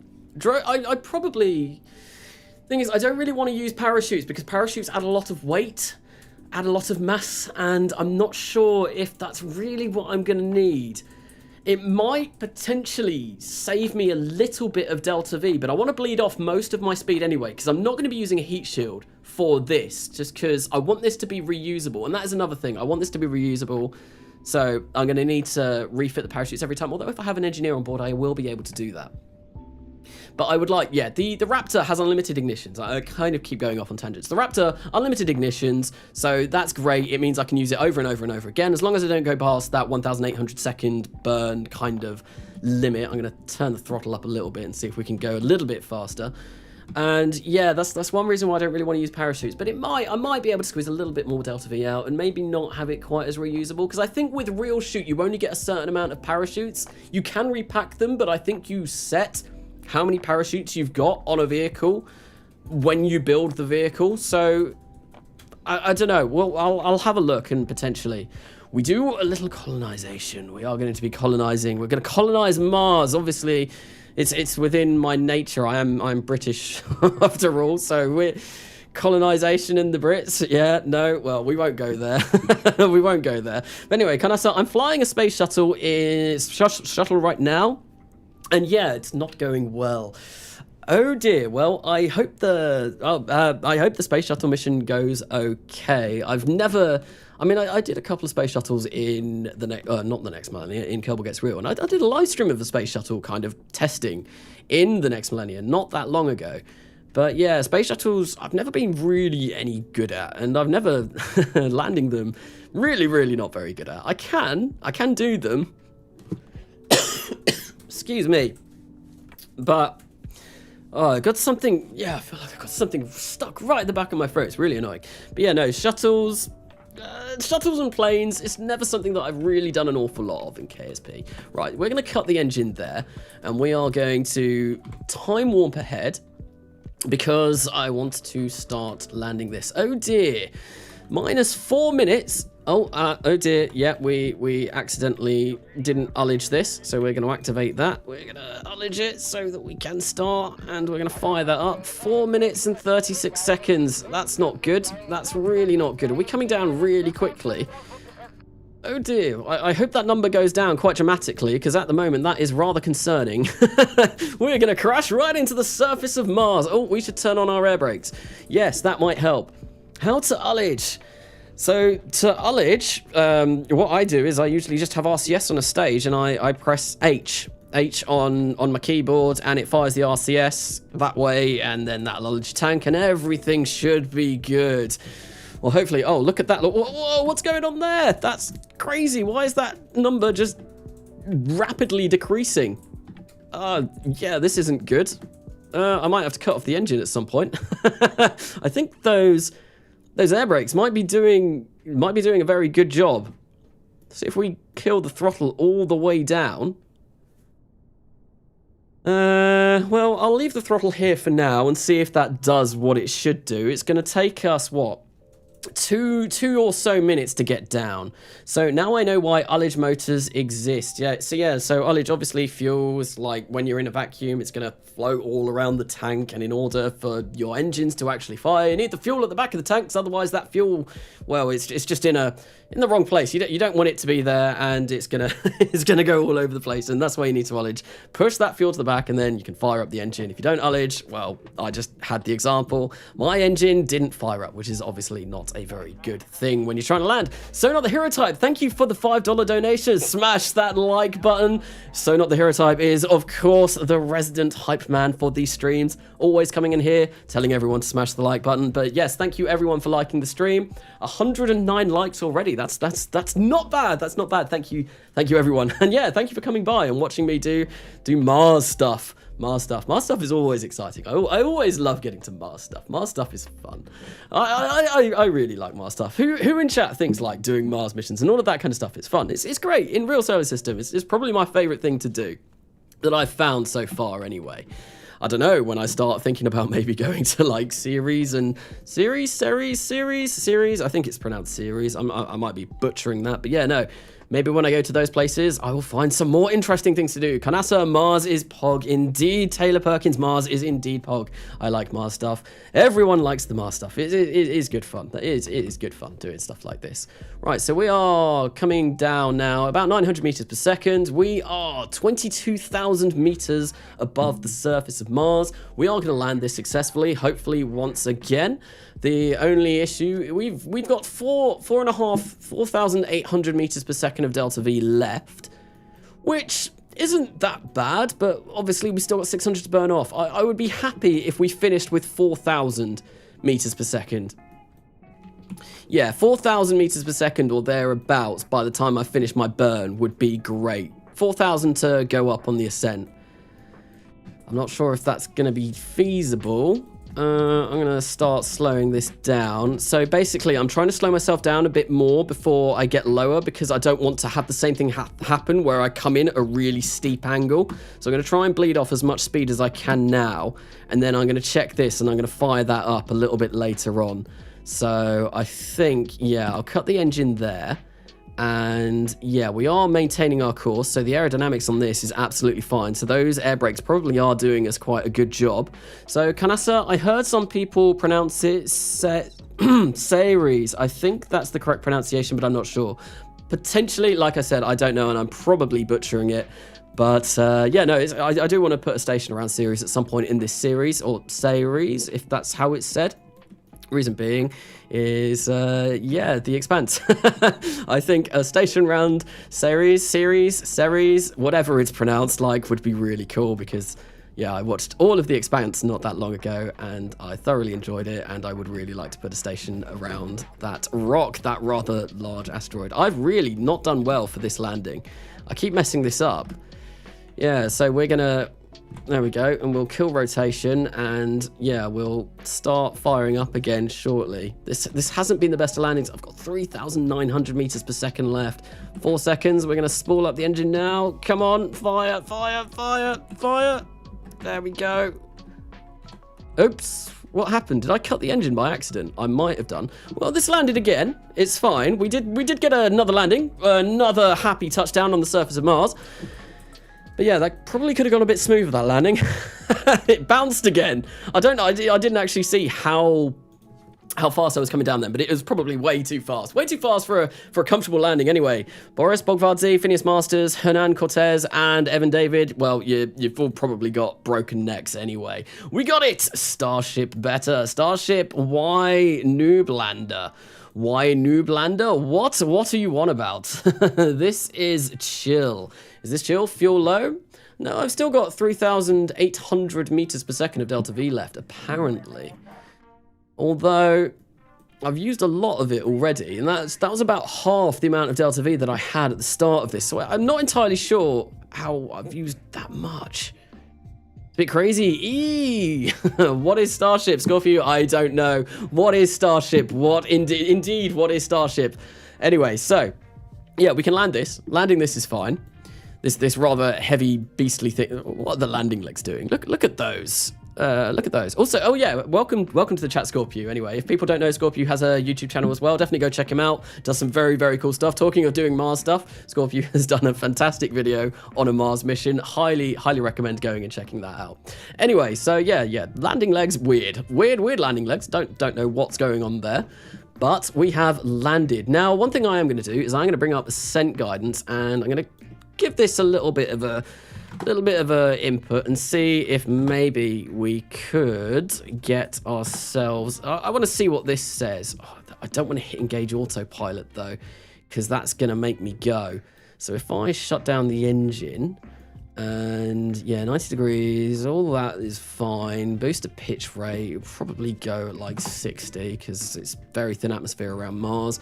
And we'll go maybe like 0.8 a second. I don't know. If we engage autopilot. Uncaught exception, so it doesn't like that. Okay, let's try it again. Oh, maybe it's because I've deactivated the engine. Activate engine. So disengage autopilot, engage autopilot. Oh, it's going for me. And oh dear, it's saying it's going to take 7,000 meters per second. Oops, right. So we're going to disengage the autopilot and we're going to try and do this ourselves. Right, so there we go. We're going to go this way. Once again, I'm going and I'm not prepared. I am very, very, very not prepared. We've already used a load of fuel. Let's get rid of that. Oh, I didn't even check the ladders. Oh well, I might come back at another point and check the ladders. Liquid oxygen fuel reserves are low. We've got 2,800 meters per second of delta V left apparently, but I don't think that's going to be enough to get us. Maybe it might be. Right, we're gonna flat out burn this way. Yeah, and we're spinning. Oh, turn the RCS on. Let's try and do this. And I think yeah, if we keep burning at this kind of angle, we should be okay. But we got 2,500 meters per second. This is going to be tight. I don't think it's going to do. No Mars flag. How disrespectful. Well, we're not going to be planting any flags due to the fact that this is just a simulation. This isn't the actual Mars mission or anything like that. No, this is just a simulation, kind of testing out a few designs, testing out a few things. We will eventually be getting all the way over to Mars, though. So, have you heard... Is this simulation? Yes. Have you heard of Boink's Martian mod? It might be useful. No, I have not, but that will be something that I might go and check out at some point. Acceptable gameplay. It's a thing with stock landing legs. Those circles are supposed to twist into the surface, but sometimes they glitch out and twist sideways. Oh, okay, so that's why the landing legs were being all kinds of janky. So we've got 900... Yeah, we're not going to get to orbit today, ladies and gentlemen. This is also not going to work. We got to, yeah, and I've kind of messed this up by going 200,000 meters up rather than where I really wanted to go. I think that did a little bit better, but yeah, look at that. Yeah, we're shy about, oh, still quite a bit. Maybe what I'll do, see, I need to, We'll revert to vehicle assembly building anyway. We'll go back there. We'll go back there for now and figure out what I need to do here. So, gotta go. Might be back later. Okay, thank you, Retro Music, for coming around for the start of the stream. Anyway, so because RO is so complex that you need to simulate the simulation to make sure your mission is going to work. Yes. Yeah, I simulate a lot in RO.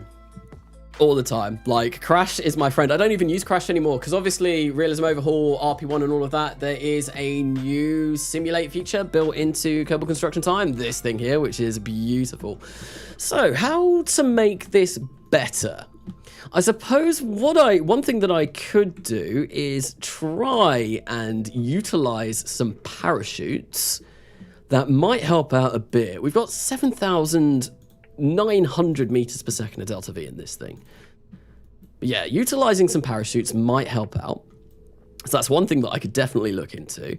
We could get some, maybe make the air brakes a little bit bigger, and then that way they'll provide a little bit more braking force when we're coming down. That might be something else we can look into without really affecting our delta V all that much. I'm not sure how I really feel about how these air brakes look, but oh well, we're going to go with it if it helps.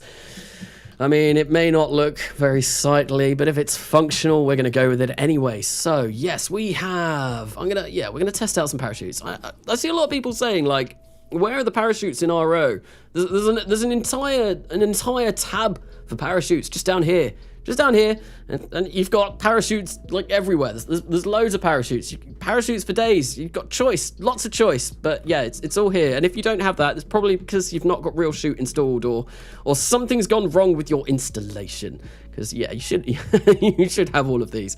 So what we're going to do is we are going to stick some chutes on this. I did say that I didn't really want to do this due to the fact that I wanted this to be as reusable as possible, but I suppose if needs must, we are going to go for it. And I'm not going to place many. And I think what we'll do is we'll place some drogue chutes, and we'll also place some regular chutes. But they're not really going to help due to the fact that this thing is going to be an absolutely ginormous thing. And yeah, it's like landing parachutes on this. Landing this with parachutes is going to be really hard. It weighs what, like 180 tons? 170 tons at the moment. So yeah, parachutes, I'm not sure if it's really the way to go, but we'll see. I might extend this out a little bit as well, maybe squeeze out a little bit more delta V, see what we can get out. If we can get more than 8,000 on this stage, that would be fantastic. I'm going to make these a little bit longer as well and offset them up and see exactly how much we can get. Maybe I'll make them 7 meters. And that gives us 8,075 meters per second. We now do weigh 180 tons. This is a very, very, very big lander. And yeah, unfortunately, that ladder now kind of clips into there. So we're going to do a little bit of magic and we'll move that over there. What I'll do is I'll move this over that way as well, and then we'll move this down a little bit, something like that. Grab that there, and hopefully if I deploy the legs, if we toggle the gear deployment, that should be roughly reachable or thereabouts. It should be okay. Okay, so there we go. We're going to save this and we're going to go into actions because I do need to change these parachutes. So wait, it's career sandbox. No, this is career. This is RP1, which is the career mode for realism overhaul. So it's like career on steroids. It's career hard mode, about as hard as you want to make the game, I think, potentially. Realism overhaul and RP1 together. It's really good fun, but it does make the game very, very, very challenging. So right, we want some main parachutes. We want to set the planet to be Mars. And we probably want use current craft mass. This is not going to work. If I hit apply settings now, it'll say, nope, can't do it. Thing is too chunky. It's too big. We can't do that. Nope, not today. Thank you. And yeah, look, that's, I mean, we could make them as big as possible. And we are going to be relying on our engine. So yeah, we might as well make them as big as possible. So we'll have those there like that. And that is literally as big as the parachutes will go. I think, yeah, we'll keep them as, I think it's nylon. Yeah, we'll keep them as nylon because we don't need Kevlar or anything like that. We're not going to Venus. No, we're not going to be descending through that hostile environment. We're going to be going to Mars, which is a bit nicer on your parachutes. Although, well, it depends. If you're going at Mars really fast, then it will rip your parachutes to shred, but yeah, it's fine. So we're going to go Mars and we're going to make them drogue, and we are going to make them drogue, and we want the pre-deployment altitude probably to be, I think maybe 30,000 is okay, and we'll go 10,000 for the deployment altitude. And we want target speed maybe like 100 meters or 150 meters per second. That's more than fine at probably about 5,000 maybe, we'll see. Or maybe even lower, 2,000. We'll go for that. Parachutes 1, we want 2 of those used because we've got 1 on either side. And we are going to apply all symmetry to counterparts. And that parachute is not going to weigh an awful lot. So maybe we could get like that down to 20 and make a bigger one. There we go. That's way too big. We'll go for 50 meters per second. And apparently that parachute will work.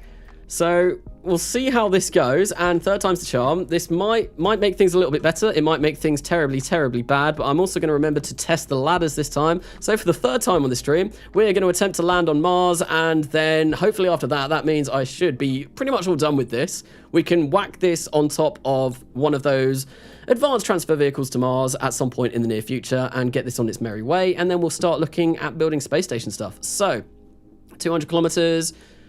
Yeah, simulate. That's all good. He got mute. Who got mute? Someone muted. Please don't spam. Oh, so not the hero type. You catching out people spamming in the chat. Oh dear. Me can spam? Who's spamming? So one Sintin coming out. RP1 alternative. I've not heard of that. I've not heard of that. I would play RO if I did not have to ullage. Ullaging is really not that tricky to get used to. Ullaging is very, very, very simple. Just put some RCS on at any stage or put separation motors on. And a lot of the time, if I'm going to be honest, when you're building late game designs, like later game designs, you don't even need to ullage between stages. Like you can probably, it depends on the build and all of that. But I've got rockets, like I think pretty much all of the rockets in this series, like the Orpheus and the Olympus, I've got separation motors that separate the first stage and the upper stage, but I don't, that's more just to make it look cool and to, to kind of like separate it in the film footage. However, I don't think I actually need those.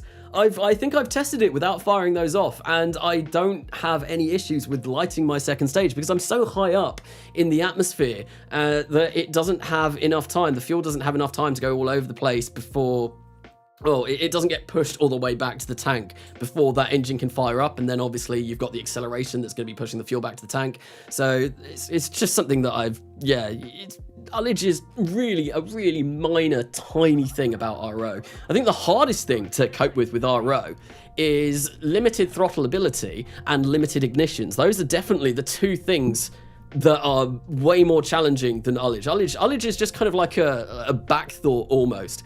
But yeah, no, limited ignitions and limited throttle ability, those are the kind of the two bigger hurdles. And obviously, like, oh, what is it? Reaction wheels. Reaction wheels aren't anywhere near as powerful. You have to use RCS for everything, so you always have to remember to place RCS, and you need RCS for ullage anyway, so you just kind of get it into your mind like, I need to place RCS on this all the time. So what we're going to do is, once again, we're going to try landing this on the surface of Mars. We're going to get all of this sorted out. I probably should have changed this in the vehicle assembly building rather than doing this every single time that I come out to the simulation. But we're going to turn this around, we're going to flip it around, and we're going to attempt to land on the surface. And what I'm going to do is I am going to arm all of those parachutes that I do have. Come on. I should have done... I can do it from here, can't I? So if we go... We'll do arm parachute, and we will arm parachute, and we will do this, and we will arm all of the parachutes as well. There we go. And that's going to be great. And hopefully these will help us with our landing. Maybe, maybe not. We'll see. So we're going to ullage this just a little bit, and then we're going to fire up that Raptor. Also, I would like to think... come on. There we go. There we go. Nice. We are beginning our descent yet again. There was one other thing that I wanted to do, but I've forgotten, so I'm just going to put that to the back of my mind, and hopefully it wasn't anything that's going to cause this to be a catastrophic failure. Oh, I know what it was. It was just a visual thing, and I'll do that very quickly. So this bloom is a little bit too much. I need to change this rather than doing this every time I load up the game. So I set my bloom down to about there, and there we go. That's a bit nicer. People ask me what my TUFX config is all the time. I think it's JR RSS v2, which you can find from Jesus Rodriguez's YouTube channel. And yeah, he's got a very nice TUFX config, and also he's got city lights working for RSS, which is great. So it makes everything look really good, but we do want to get rid of that bloom. Oh no, the bloom is fixed. There we go. So we're going to start beginning our descent. Or I mean, we already are beginning our descent. We are on our way down to the surface of Mars yet again for the third time this stream. His game runs fast, but clicking things makes his game lag. Is that mine? My game doesn't run particularly. I suppose I've 64 gigabytes of RAM on this, so it's I've got a fairly decent system to run KSP. Although it does decide to freeze and lag up every now and then. Loading the game up takes quite a while. So do you use Evo? I do not use Evo, no. It's something, I do want to look into it though. I do want to get it. And I'm on Lucy's Discord and seeing all of the pictures from Evo. It does look really good. I don't know why I've not been using it. I probably should pick it up. It's just, I've not added any mods to this save for quite a while. And I think I'm trying to get away without adding anything new, because I've got 118,000 module manager patches on this already. But yeah, Evo does look really nice, and it is definitely something that I would quite like to get. That's a lot of RAM. It is a lot of RAM. I bought 64 gigs over Christmas because, yeah, I wanted to start the next Millenia, and I wanted a lot of mods for it. And I thought, if I'm going to have a lot of mods, I want a lot of RAM to be able to run it. Somebody was just banhammered. Oh dear. Karnasa, are you also going to build a base on Mars? I do want to build a base on Mars, yes. That is why on this lander thingy-me-bobby, right, I'm going to cut the engine there. We've still got 7,000 meters per second at Delta V. On here, we have this thing, this joint socket, and we have a fuel transfer. So what I want to do eventually with this is land this near the base, and what the base will do is it will be drilling water and all of that kind of good stuff, and it will be taking carbon dioxide from the Martian atmosphere, and we will turn that into methalogs. We've got I can't remember what the process is called to do it. It's in Kerbalism. It's an actual process as well, but yeah, we will be producing methalogs on Mars so that we can fill this up with methalogs and basically have this completely reusable. We can use this over and over again, which will be really cool. And yeah, that's why I wanted to use the Methalox engine for the descent and ascent for this, so that I could then future put in the infrastructure that is going to allow me to have this fully reusable. It's going to be really cool. Saboteur. Yes, the Saboteur process. But yeah, no. That's what this is all about, and that's why I do want a surface base on the surface of Mars. I thought you need 8 gigabytes of RAM to run KSP. I think 8 gigabytes is the minimum amount of RAM. I think you could probably run it on 4 gig if you had absolutely no mods. But once you start modding the game, and once you start getting as many mods as, say, like with a Realism Overhaul install, a heavily modded Realism Overhaul install, 16 gig is minimum. 32 gig to run RSS with 16K textures, I would say, is a requirement. You need a lot of RAM to be able to run this, and I think I've got 16K textures on this save. But yeah, no, Realism Overhaul is taxing. It's very taxing on your system. While you're doing that, I'm launching a space station into Minmus orbit. Very, very nice. Minmus is a personal favorite place of mine to go because it's so funny just bouncing around on the surface of that with the ultra low gravity environment. It's been a while since I've played stock though. It's been a very long time since I've played stock. And actually, I'm thinking, I don't know if I want to do, but obviously I think 1.12 is coming out relatively soon. Maybe within like the next few months. I know there's been a lot of videos from Squad about it. Like there's fireworks in it now as well, rotating docking ports. There's quite a few new features that look relatively interesting. And yeah, I was thinking of maybe doing a stock career series. I don't know if that's something that people will be interested in watching, but it'd be something a little bit different. I am going to be doing Coming Home again at some point soon. Like I said, I think earlier on in the stream I said I want to release Coming Home videos on Sundays, the next Millenia videos on Fridays, and that's kind of what my schedule is at the moment. I don't know if I'm going to be able to stick to that. That would be something that I do really want to try and do, but obviously my videos, they do take a long time to make.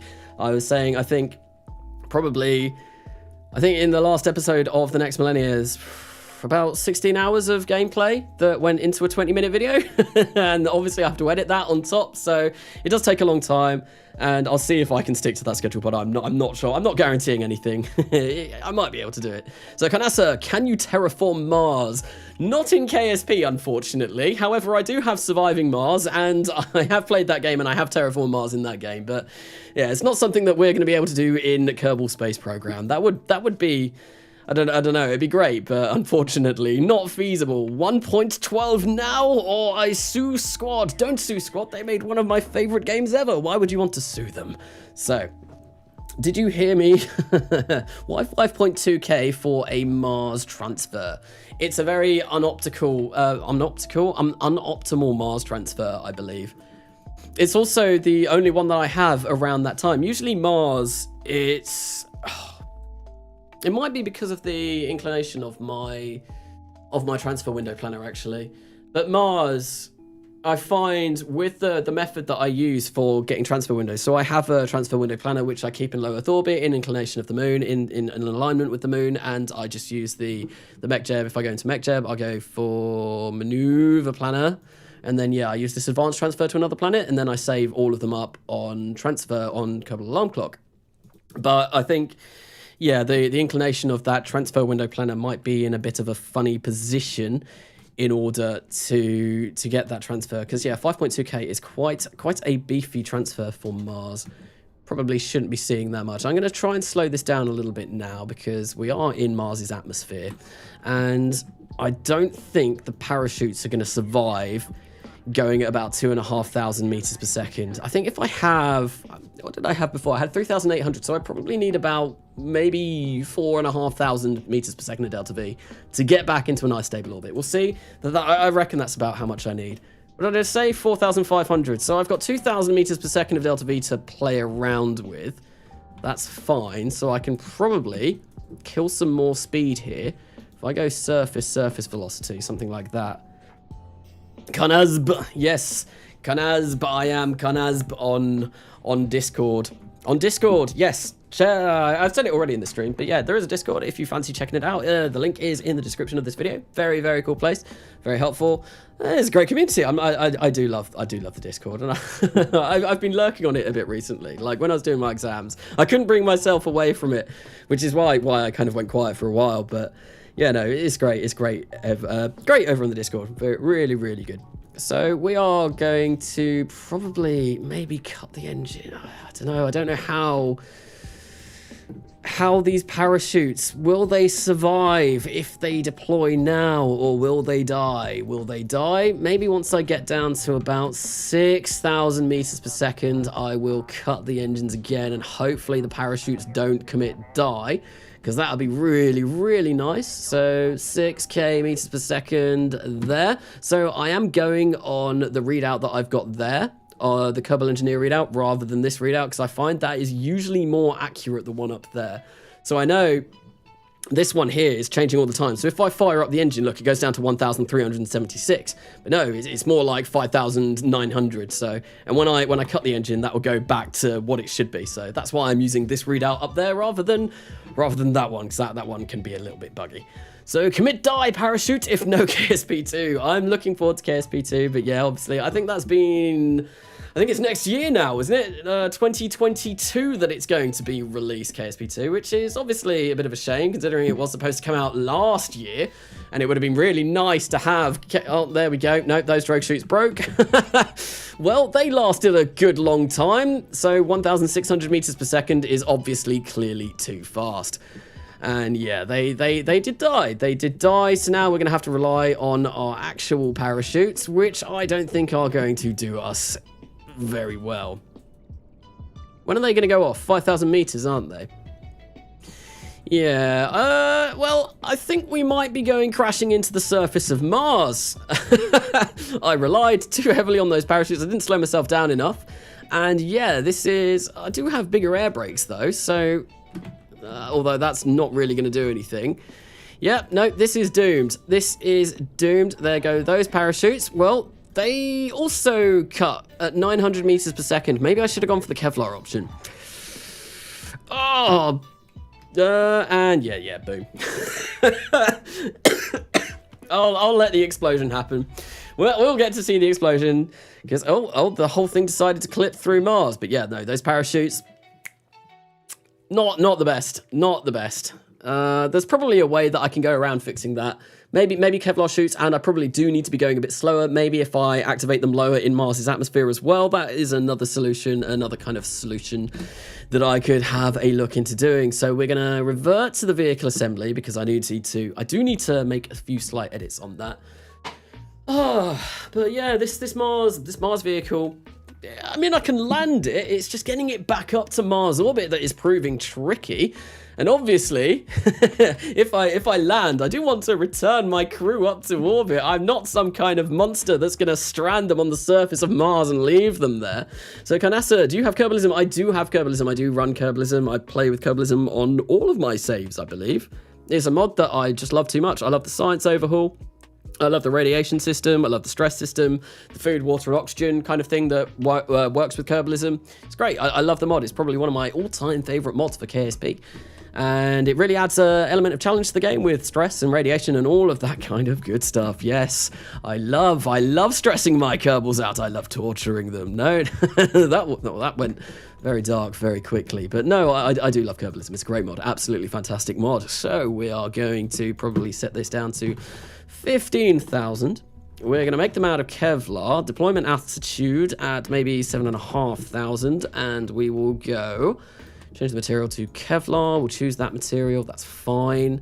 And then I will also... To be honest, these are fine with nylon as long as these work. If these don't deploy, then these are screwed, basically. So I think... Did I apply those settings? I bet I didn't, did I? 15,000, 7.5. We'll apply that to that. And... yeah, that should be okay. One thing I could do as well is also grab 4 of these. If I grab 4 of those, might make things a little bit better. But I know they deployed there, so that's fine. There we go, 8,000 meters per second of delta V in this entire thing, that's fine. And here we go again, simulate for the 4th time. I swear I know what I'm doing. I definitely know what I'm doing. Like I said earlier on in the stream, there's an awful lot of faffing about that goes on during these streams, and yeah, faff happens all the time. Torture, no more torture. Haha, Lamau, nah, I don't know, I have real shoot, but the UI, that changes it. But like the UI that changes it, hang on, wait, what was that in relation to? Overhaul? I don't have that UI bar. Do you know, it's in the action group. So if you click action groups and you click on the parachute, that's how you bring up the UI for real shoot. It's really bizarre. It's kind of counterintuitive. You'd expect there to be like a right click button on the part action window, but no, real shoot has to be different. It has to do all kinds of weird stuff. And yeah, unfortunately that's how you do it. So Bionic Quill, thank you for the $5 donation. Cool stream. Thank you. Glad you are enjoying it. Lots of things flying into Mars, unfortunately. I was hoping of getting lots of things flying around Mars, but no, we're flying a lot into Mars rather than orbiting them and landing them successfully. To be fair, no, I've landed 2 landers successfully. This one, the last one, it was a bit of a failure though, which is always a bit of a shame, but I blame that due to faulty parachutes. Dodgy parachutes are always bad. Carnassa of UK. Yes, that is me. That is me. I mean, I am from the UK. We're launching pretty much everything in this series from the UK as well. It's one of the mods that I've got adds a load of new launch sites to RSS, and one of them happens to be Norfolk in the UK, which is pretty close to where I live. So yeah, that's why I'm launching most of my stuff from Norfolk in the UK, because it's like, oh yeah, it's just down the road from me, so might as well launch from my back garden essentially.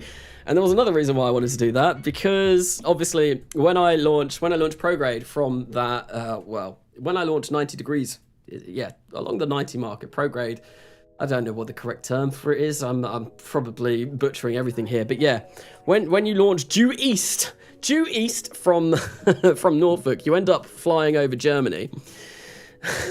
We're going going against what happened in World War II here, but yeah, no, because I wanted to reuse my first stage boosters. It meant that I had like a solid land base to land them on, and yeah, we're kind of dropping rockets on Germany as well, which maybe not the best of things to do. And to be fair, not just Germany, I've been doing it to France as well, and the North Sea, just because when I've been launching to the moon, I've been launching at -90 degrees due to the fact that I am not at an angle where I can get into the plane of the moon from the launch site, because the latitude, longitude, I can't remember which one's with the which way round, but yeah, no, the inclination, I can't launch into a 28.6 degree inclination from Norfolk because it is just too high. So it's too high up in the world. Can I say bye? I've enjoyed the stream. Thank you, Synthecal Mix, thank you for the stream. And yeah, no, have a very, very good evening. Thank you for coming along. So we're going to turn retrograde yet again, and we are going to attempt to land this once again. Yeah, you said it right. Yeah, it took me a while. It was more the fact that I couldn't read that far. So yeah, my chat is a little bit further away than usual. I need some glasses. I need my glasses on. I can't read. I can't read from that far. It's far too far away. Anyway, so yeah, we've turned retro now. Actually, I'm going to go surface velocity. We're going to whack the air brakes on. We're going to ullage up this stage, and we are going to burn for broke. There we go. The Raptor has fired up yet again for the 4th time of this stream, and we're just going to sit back and enjoy the fireworks as this crashes into the surface of Mars. Well, I mean, I wouldn't like it to crash. I would like it to be completely successful, but you never know. It's okay. May I go AFK, Conassa? Do what you want, Rocketry 101. You can go AFK. I feel like it's almost like the teacher, can I go to the toilet? No, of course you can. Like, no, you can do what you want. I'm not holding you here against your will. Go and do as and so you please. Do what you want, but don't spam, please. Fair enough. Oh wow, that was a lot of deleted messages. Sid, I said no spam? Was it spam? I honestly didn't see. I just saw a couple of messages, but now all of the messages are deleted. Got absolutely deleted. Look at that live chat. All I can see is just message deleted. Oh dear. Sorry, Rocketry 101. That's tough. Nuked. Spamming is not cool. No. Try not to spam the chat, and obviously we do have chat admins, chat moderators in the chat at the moment, so they are watching. They are aware, and they will find you. No, they won't. No, that sounds very sinister. It's not a sinister stream, I swear. Oh, the game's freezing for a sec. I don't know why. It's nothing sinister going on here. Definitely not. No, we're just trying to kill crew on Mars. I mean, land crew on Mars. Yes. Slip of the tongue. Right. Anyway, so yep, I'm gonna get this down to about 7,000 meters per second again. And I think I'm going to try and get it a little bit slower this time. Because last time the parachutes did rip and tear themselves apart, which obviously is less than ideal. But these are now assigned that they will deploy at 15,000 meters rather than 30,000 meters, which I feel like is probably a better location. I think I could probably even get away with 12,500, maybe even 10, but we'll see. A lot of landing on Mars, especially I found when I did it in Kerbal Gets Real, there's a lot of trial and error, a lot of testing, especially when you're using parachutes, because the atmosphere is so thin. And you really need kind of like, in order to slow down, you need a big, ginormous heat shield. And obviously I'm not using that on this. I am using the engine to slow down. But yeah, I've always found testing landers on Mars, it takes a long time. There's a lot of fine tuning, parachute settings. You go in, you change a lot and try and, yeah, it's always, it's always a lot of just messing around, trying to get it all perfect. Message retracted. Oh dear, Katniss, what have you been saying? Opposite of waterfall is firefly. Scorpio, what's Scorpio saying? Message deleted. Oh dear. What is going on? All your spam belong to us. Get up. Oh dear. I try not to swear on my stream, so I'm not going to repeat the last word. So yeah, I don't know why I'm waiting around here. We can time warp. We do have that feature. We do have that feature within KSP. It is possible to time warp, which is obviously very nice. And yeah, we will wait until we're a bit further down. And I think maybe, I don't know what kind of speed I want to be going. So I reckon I can probably slow down about 2,000 meters per second. So I reckon if I wait and get to about 100,000 meters, then I'm going to burn full throttle, I think. We're just going to go for it. We're going to forget to ullage and cause that to happen. Oops, no, I don't want the gears deployed. I want to shut down the engine and I want to activate that again. So we're going to start burning at 90,000 apparently. There we go. Wonderful having unlimited ignitions on these engines when you forget to do stuff like ullaging. Yes. No, that was very, very fortunate that this can light more than once, because otherwise we would have been in a bit of a sticky spot then. Well, this would have almost, well, definitely failed because we didn't have any form of propulsion. So yeah, I think if we have about 5,000 meters per second up there, that should be more than enough to get us back to the surface of Mars. Well, not the surface, into orbit of Mars, which should be good. I reckon that'll be fine. We'll see how this goes. Hopefully these parachutes are going to be fine where they are. I did arm all of them, didn't I? I think I did. Disarm, disarm, disarm. disarm. Yeah, no, they are all armed, so they should all go off, hopefully, as and when I need them to. We are 60,000 meters above the surface. They are going to go off at 15,000. And I've got about 1,400 meters per second of delta V really left that I can utilize, that I want to utilize. But I might cut it a bit shorter than then, just because obviously I am going to need a little bit of fuel to land this, because these parachutes are 100% not going to be able to land this entire thing. Hello Garnasa, hello Space Things, welcome to the stream. Welcome to the stream, and yeah, welcome to the 4th attempted landing of a Mars vehicle that we're trying to set down.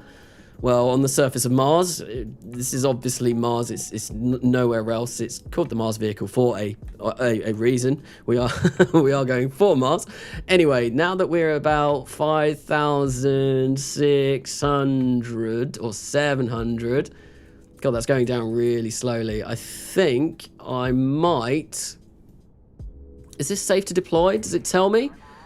It doesn't actually tell me. I think, yeah, when we get to 5,400, we're going faster now.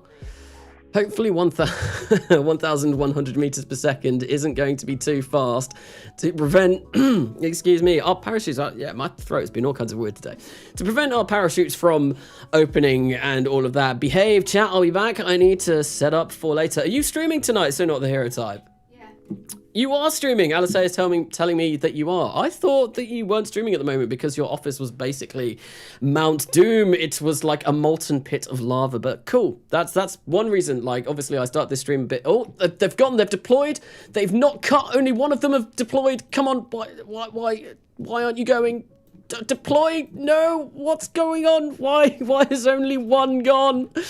Why is only one gone? Oh, we're gonna fire up the engine and try and slow ourselves down as much as possible. We still got 5,000. Oh, there we go. There go the others. Well, the parachute does work.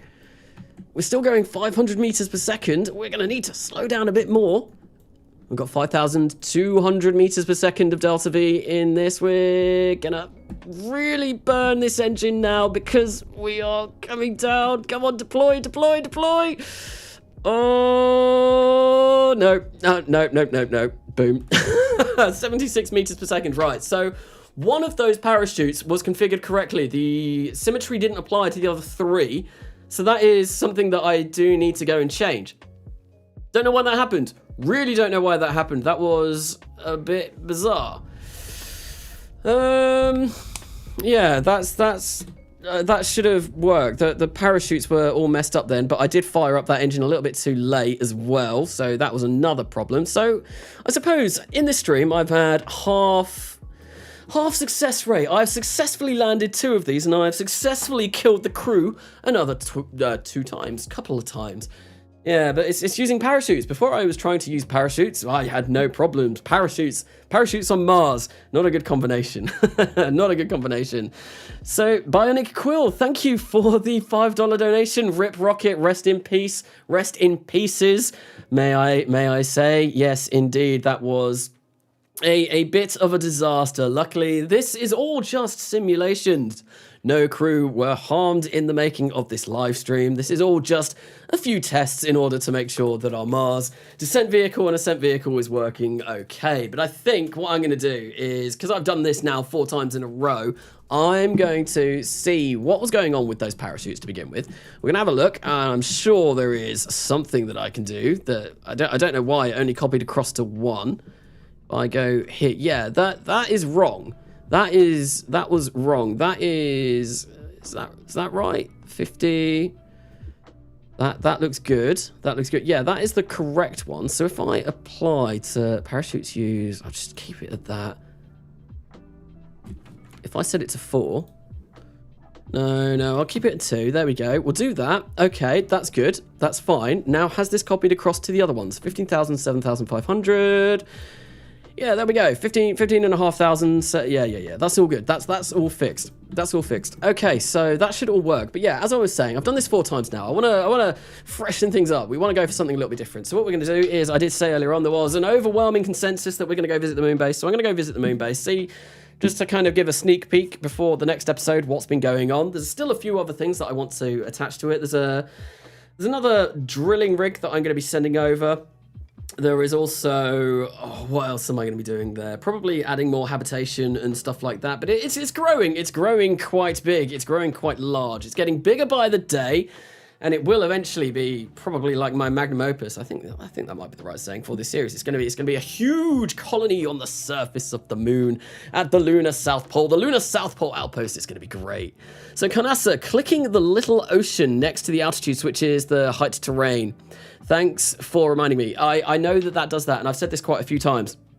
I don't ever look at that. So when I am coming down, I have Kerbal engineer readouts there and there, and obviously I've got the altitude there. So on that side, on the altitude, I keep that as the atmospheric altitude, or I think that's what it's called. Because over on this side, I have a little readout that tells me my altitude above terrain without even having to click any of that. So I never switch that round because I've got the exact same information up in a little section over there, which is, I feel like, yeah, rather than switching everything around, that's okay. It's okay for me to do that. And I find it easier to read from there anyway. Right, so yeah, we're going to go to Moon Base, the Lunar South Pole Outpost. You and Pilot Stream at the same time are both in the VAB. Are we? I'm no longer in the VAB. I am now I am now going across to the Moon Base. It's the Moon Base. It's going to be great. It's a very, very, very, very big Moon Base. In what version do I play? I play 1.10 for this. This is a 1.10 install. I've got an install video of how to install all of these mods that I am running at the moment. Well, kind of like the basics of it on my channel as well, if you're interested in looking at that. And yeah, it's RO, RSS, realism overhaul, all of that good stuff. And yeah, we're going to go to the moon. And we're going to have a look at the base on the surface. Where is it? LSPO Core Alone Ship. That's what it's called. We're going to take a fly, and we're going to have a look and see what's going on here. And I'll give you a bit of a guided tour. Because obviously, when I show it in the videos, it's a little bit different because I can't really like take you around. And yeah, this will be a bit of an extended tour, see what's going on. Is RSS-RO on 1.11 yet? No, I do not believe it is, and I imagine it won't be. I imagine that they will skip 1.11 and go straight to 1.12 because, well, they did 1.8 to 1.10, and to be honest, it's only just been released for 1.10, so it'll be a while before the next update of RO RSS will be coming out. You both are colonizing Mars, are we? I didn't think Pilot played RSS. Is he doing Juno? Because that, like, I thought he just did stock-ish. I know he plays with mods because he's done the whole Interstellar thing, but I didn't think he ever played RSS. Anyway, yeah. We're coming to the Moon Base and seeing what's going on over at the Moon Base. I mean, I'm trying to go for a Mars colonization eventually, but at the moment, it's really just kind of getting crew over there to begin with. Even getting people over there is pretty difficult. Yeah, he's doing Juno. Yeah, I was gonna say I didn't think he did RSS. I did talk to Pilot a really long time ago about doing a RO video with him, and he said he was interested, but I kind of forgot to follow that up. Yeah, yeah, no. Yeah, I forgot to follow that up, and yeah, I don't know, because he does. I think he commented on something. No, I remember how it all came about. Someone said on one of his videos that he should try RO and RSS, and I was like, yeah, he definitely should. And then we ended up talking on Discord for a bit, and I think he said, like, have you got any ideas? And I was like, no. I kind of just left it there. Oops, oh well. So, Kanasa, #forgot. Right, anyway, so yeah, this is how the Moon Base is looking at the moment. We've got an additional, so this was the radiator that I put in the last video with a lot of bumping and not grinding, but you know, lots of bumping around, trying to knock this into place. We've got another set of radiators on now, which didn't take anywhere near as long, which I was very thankful for. Here we have our reactor power tower. So yeah, we've got a nuclear reactor in here, which is currently running at full capacity, and it's not overheating because we've got all of these reactors on, which is great. We've got our first supply of food over here. an extra habitation module, lots and lots and lots of like little areas where we can expand. And I was thinking what I want to do is over in this kind of section over here, I will add another reactor and another set of radiators. And then that way I can have loads of these basic mining kind of rigs that I've got, because they are producing water at the moment. Like, they are producing water. We've got loads of water. We're starting to produce liquid oxygen and liquid hydrogen, although not in vast quantities. So I think the more of these that I have, the quicker I'll be able to produce hydrolox, which will mean the quicker I can get crew to and from this place, which will be great. And I think at the moment I could have an entire additional setup of one of these on here running from this reactor. And then what I need to do, I'd need to place down another reactor in order to get more of them on. So that'll take that'll be a little bit of kind of messing around trying to get that done. But yeah, no, it's going rather well. I need a crew down, but yeah, we're producing shielding from these, and it's going pretty good. And you can see, like, if I right click on one of these, yeah, we've got oxygen being supplied. We've got shielding that is coming in, which is obviously being drilled up from the lunar surface and compacted. It's pretty good.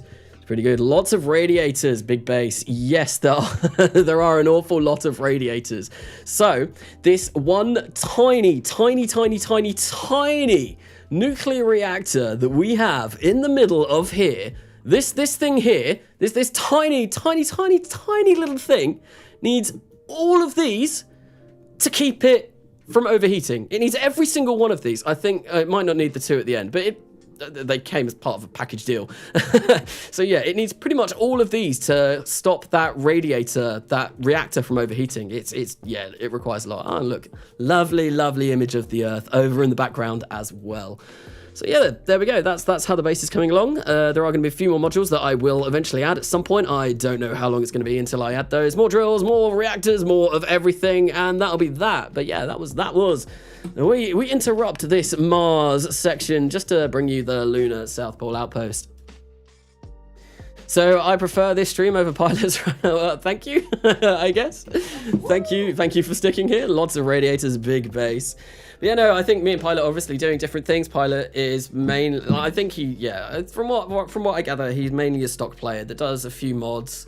Does a lot of stock Starship stuff, like literally, like all I've seen of his channel is like Starship this, Starship that. I mean, I've done a Starship video myself, but yeah, I don't want to just like focus on one thing. I don't really know, but yeah, no, mine is definitely more focused on realism overhaul and all of that kind of stuff.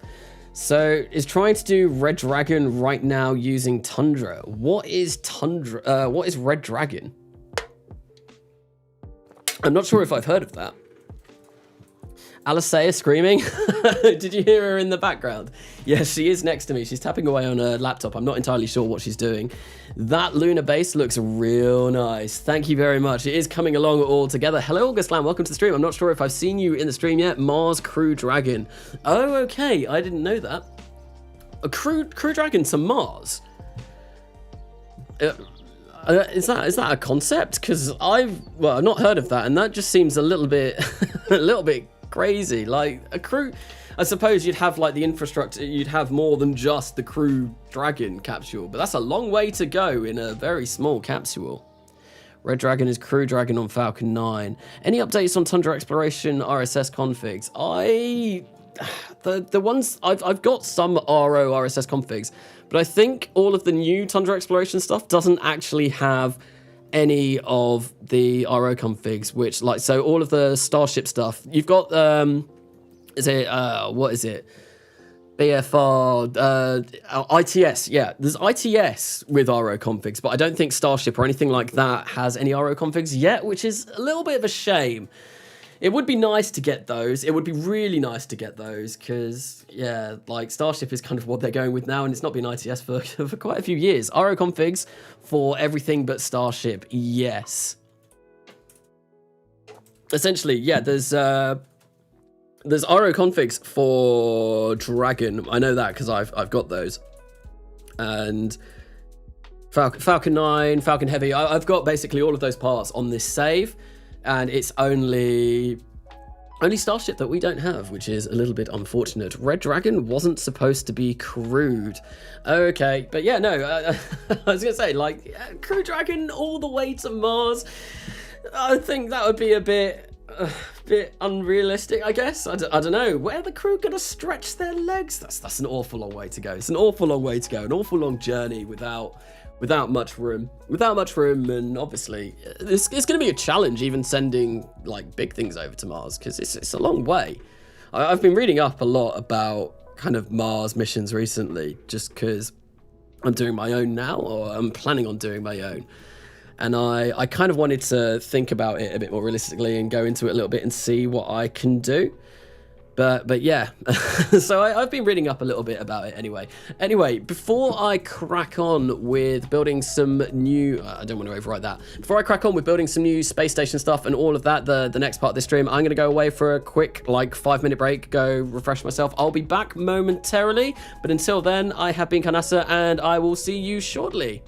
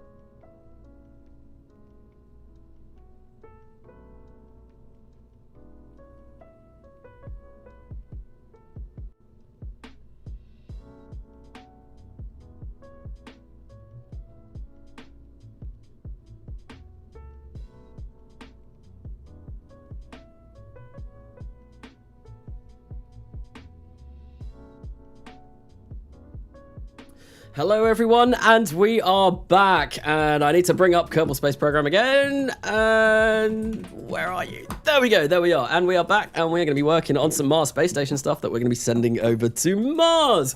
So yes, I saw fancy music, thank you. It's just a Spotify playlist. I think it's like a Stream Beats lo-fi playlist. I just needed to find like DMCA, like copyright-free music that I could start playing whilst I was on my stream. Usually, when I used to stream, I never had music over in the background, and I thought, yeah, at least if I, for some reason, and this is very rare, if I have a moment where I just shut up, at least there's going to be some sort of music in the background. So, we are going to work on a Mars space station, and I really have no idea where I want to start. Ideally, what I want to do is I want to construct the entire thing in the vehicle assembly building now, and then pull it all apart, attach it all in different modules, and then I'll send it over to Mars separately, assemble it in Mars orbit, and then get it all done like that. Hello back. I am back. Indeed, I am back. Thank you, Y Mandarin. Dad joke 2021. Best dad joke 2021. Alisea honestly hates that.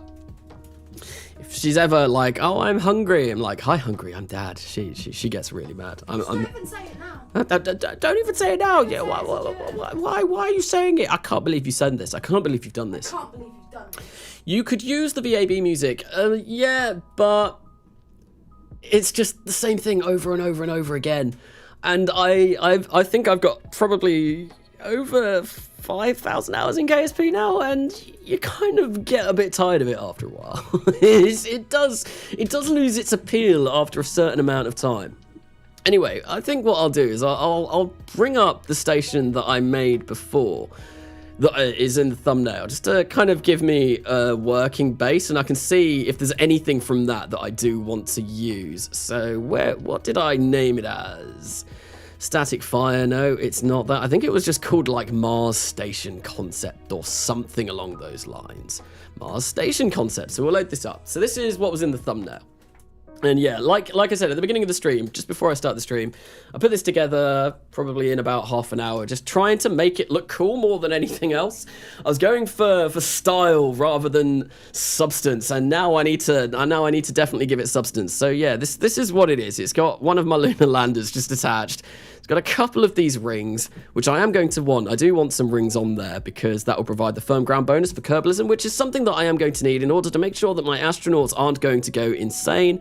We've got some fuel tanks that currently don't have anything, and we just got a couple of sections that are going to go off and some solar panels that will hopefully provide all of the solar power that we're possibly going to need.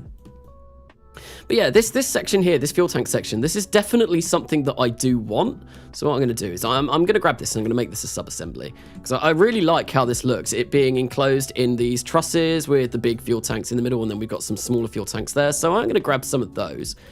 Oh, no, I want to do that, and I want to make a sub-assembly.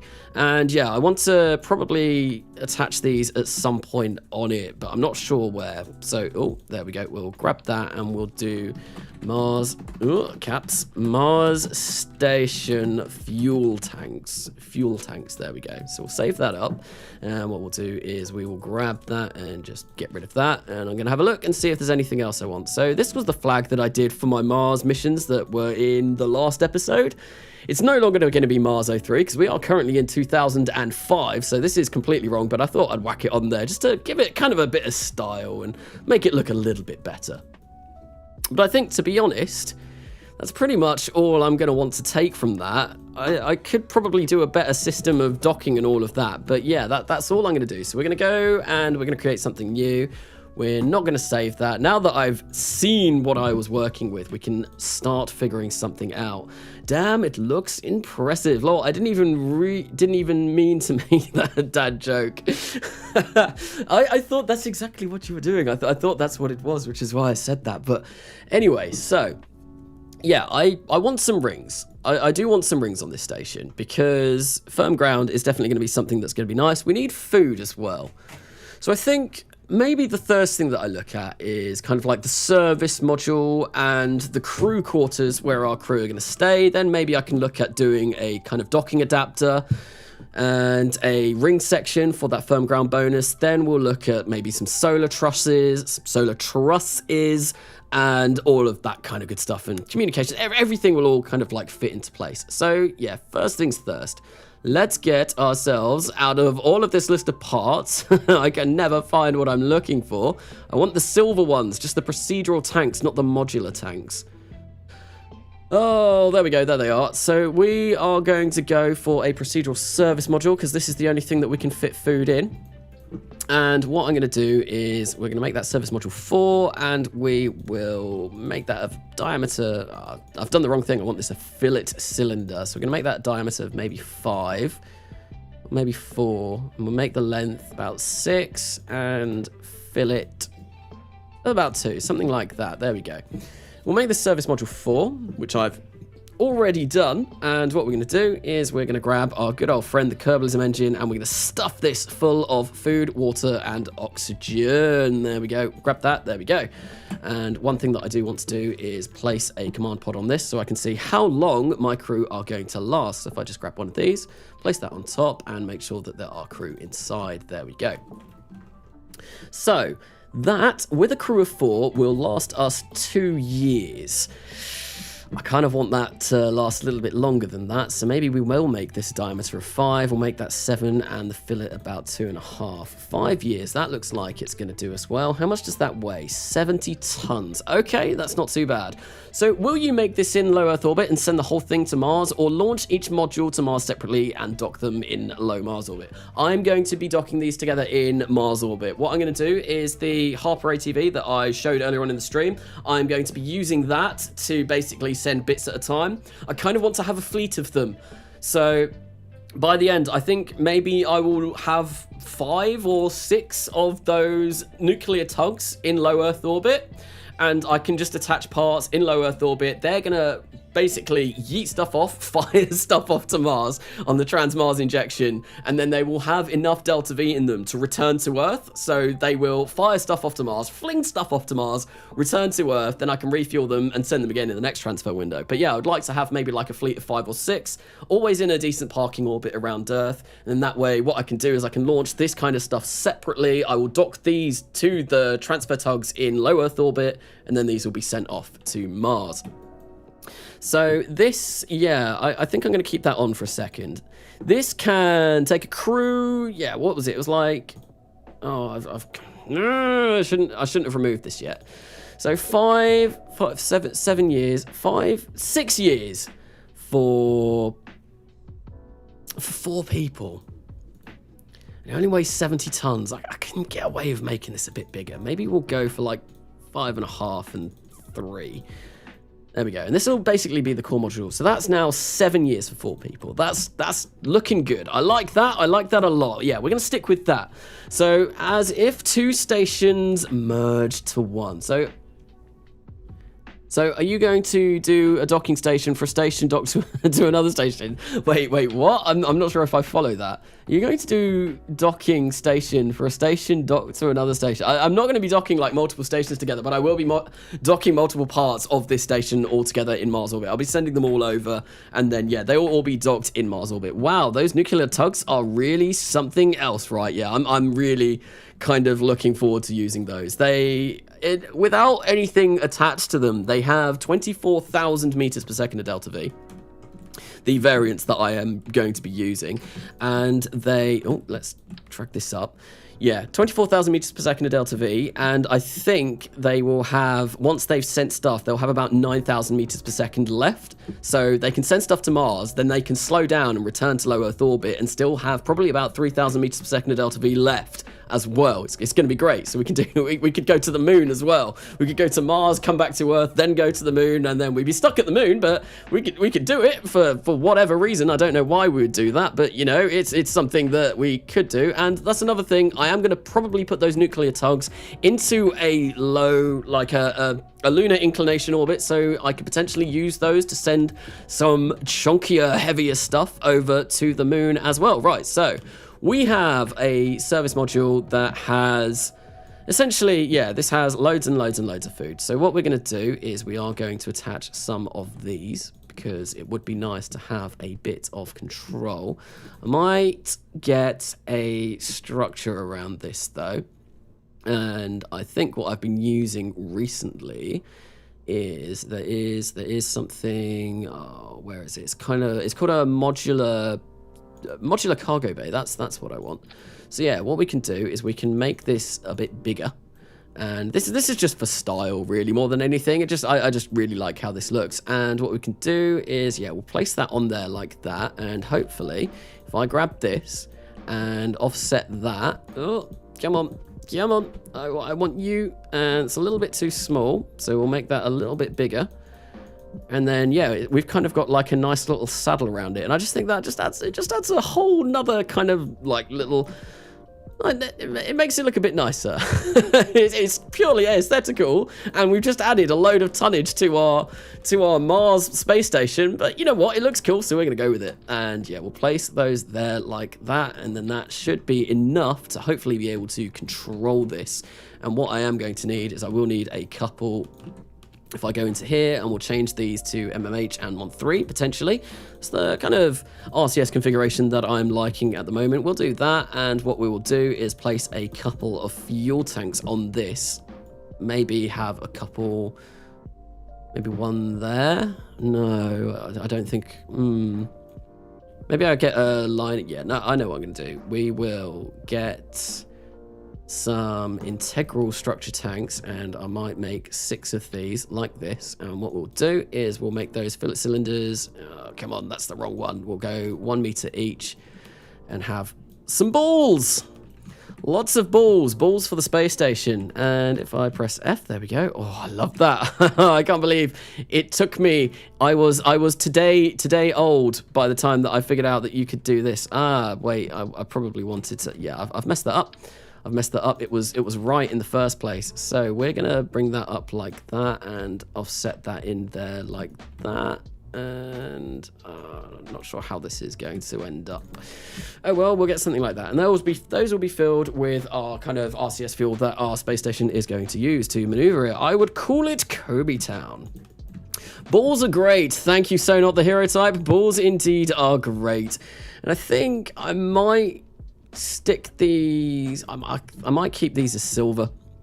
Yeah, and they look like they are not in the right place, so we're going to move those because that was annoying me. There we go. We'll get those there, something like that. That looks good, and we are going to fill those up with MMH and Mon3. That's going to push our weight now to 86 tons. This is a bit of a hefty piece of cargo that we're going to be sending over to Mars. I imagine this will all be done in one go, this. And 89, so these are adding 3 tons at a time every time that I move one of these in. And I kind of, yeah, want these to be like, I want ones at the top and ones at the bottom, so we've got kind of like these are in the right place, and it makes it for easier translation when we are trying to dock things together. So what we're going to do is we are going to grab ourselves a docking port. We probably want a very big chunky docking port. Maybe, why won't that connect? Connect on that side. Okay, yeah, that's fine, the docking port. So, Kai Kanasa, nice to see you live again. Is this the continuation of previous live streams, episode 4? Or, no, this is something different. This is my RP1-ish series, my futuristic RP1 series that I am doing as well. Excuse me, I'm terribly sorry. But I am going to be continuing that RP1 early game career, and I think I might do the next one on Monday or Tuesday, time dependent and plan dependent, seeing how I'm doing everything else. But I will be carrying that on. I just decided to do this today just because it had been a very, very long time since I'd done a live stream for this series, and I was kind of doing a lot of this series at the moment. Come on, why can't I select? That's because I've got the modular cargo bay. There we go. Come on, click that. Have I got it? Have I got it? Yes, I have it. But yeah, no, it's I've been doing a lot of this series recently, and I just kind of wanted to carry on doing this. So yeah, but yeah, no, those will continue on. That is one hefty boy. It is indeed. It's currently coming in at 90 tons. So this, we need to slow down. 90 tons at a low Mars orbit. It will be achievable. It will be possible. It can be done. We have the technology. So this will be Mars Station. I've not got a name for this space station yet. It's something that I'm going to have to come up with. Mars Station Food Module. So yeah, this is just going to be supplies. Literally, all this is supplies and a little bit of RCS fuel to get us around. And well, to do the docking mainly, one thing that I have forgotten, actually, I need some avionics on this. That's something that is very important. We do need avionics, otherwise we're going to have absolutely no control. I don't think I'm going to have any solar panels on this. I will probably put a couple of solar panels on the stage that we use to capture at Mars, but I don't want solar panels on this section of the space station. So avionics, we do need some of those, because they are very, very important in RP1, and I don't know where I don't know where I'm going to put these. No, I don't really want that there, because that's going to be hard to control. Although, to be fair, I can control from the common berthing mechanism, so we will place that there, and I am now unable to select that. Fantastic. Can we get in? Can we get it? We could do it. Procedural service module. Procedural. Come on. I think it's. Is that me selecting it, or am I completely stuck now? Have I just screwed this up completely?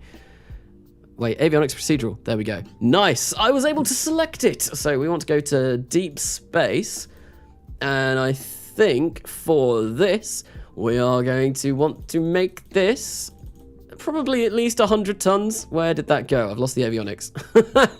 Where's it gone? Where's it gone? Where are you? I've lost you. I've lost you. I can't find it anywhere. Oh, configure experiments. No. Am I completely blind? Real antennas, avionics. Ah, there we go. Oops, there it is. 120 tons maybe for this stage. And then I can add a little bit more as well. And I did not want to get rid of that. And now we're going to have this whole fun section again where I get in here, because there is one other thing that I want to do. And it's only minor. It's only cosmetic. But, you know, we want to make this look as beautiful as possible. It's going to be a pretty space station. Probably won't be because I'm designing it, but oh well. So we're going to open recoloring GUI. What we're going to do is we are going to just make the, oh no, I can't do that yet. I need to do this first. I need to make this plain metal. We need to make that service module 4, and there we go. And yeah, that's pretty much what I wanted to do. So yeah, that's looking good. So you are using Greek names here. I haven't. Oh, I've just pulled out my headphones. I can't hear anything at the moment. One sec. There we go. Greek names. I've not really been using them for this series, but I mean, I used a lot in Kerbal Gets Real. That I might potentially. I'm open to suggestions for space station names, by the way. So if anyone's got any decent space station names, feel free to drop them in the chat, and I will. I always look through the chat after my streams anyway, so I will have a look and see if there's anything that catches my eye. Nara, Iris. I like Iris. Iris Station. Okay, so that is, yeah, we've got avionics that is more than sufficient of keeping this in orbit around Mars. We've got RCS, which have they both been configured to MMH and Mon3? Engine, MMH and Mon3, yep, that's fine. So that is essentially the food module. And what we could do is place this in a section of the space station where we can just keep stacking these on top of each other, and then that way, when the food runs out, which of course it inevitably will if we've got crew on board, well, we can just send another one of these over, and we can, if I grab that like that, we can just stack them up like oh, that came away from there. Oops. We can stack them up like this, and it will look amazing. There we go. We get another one underneath like that, and yeah, that'll be fine. So yeah, that's the food module. So how am I going to connect? I want this next to kind of like a crew module, because I feel like that would make sense. You don't want your crew walking like half a mile all the way, well, not even walking, floating half a mile through space to get to their food, water, and oxygen. No, that would be terrible. We definitely want the crew quarters to be close to this location. So what we're going to do is we will grab one of these. What's just happened? The game froze.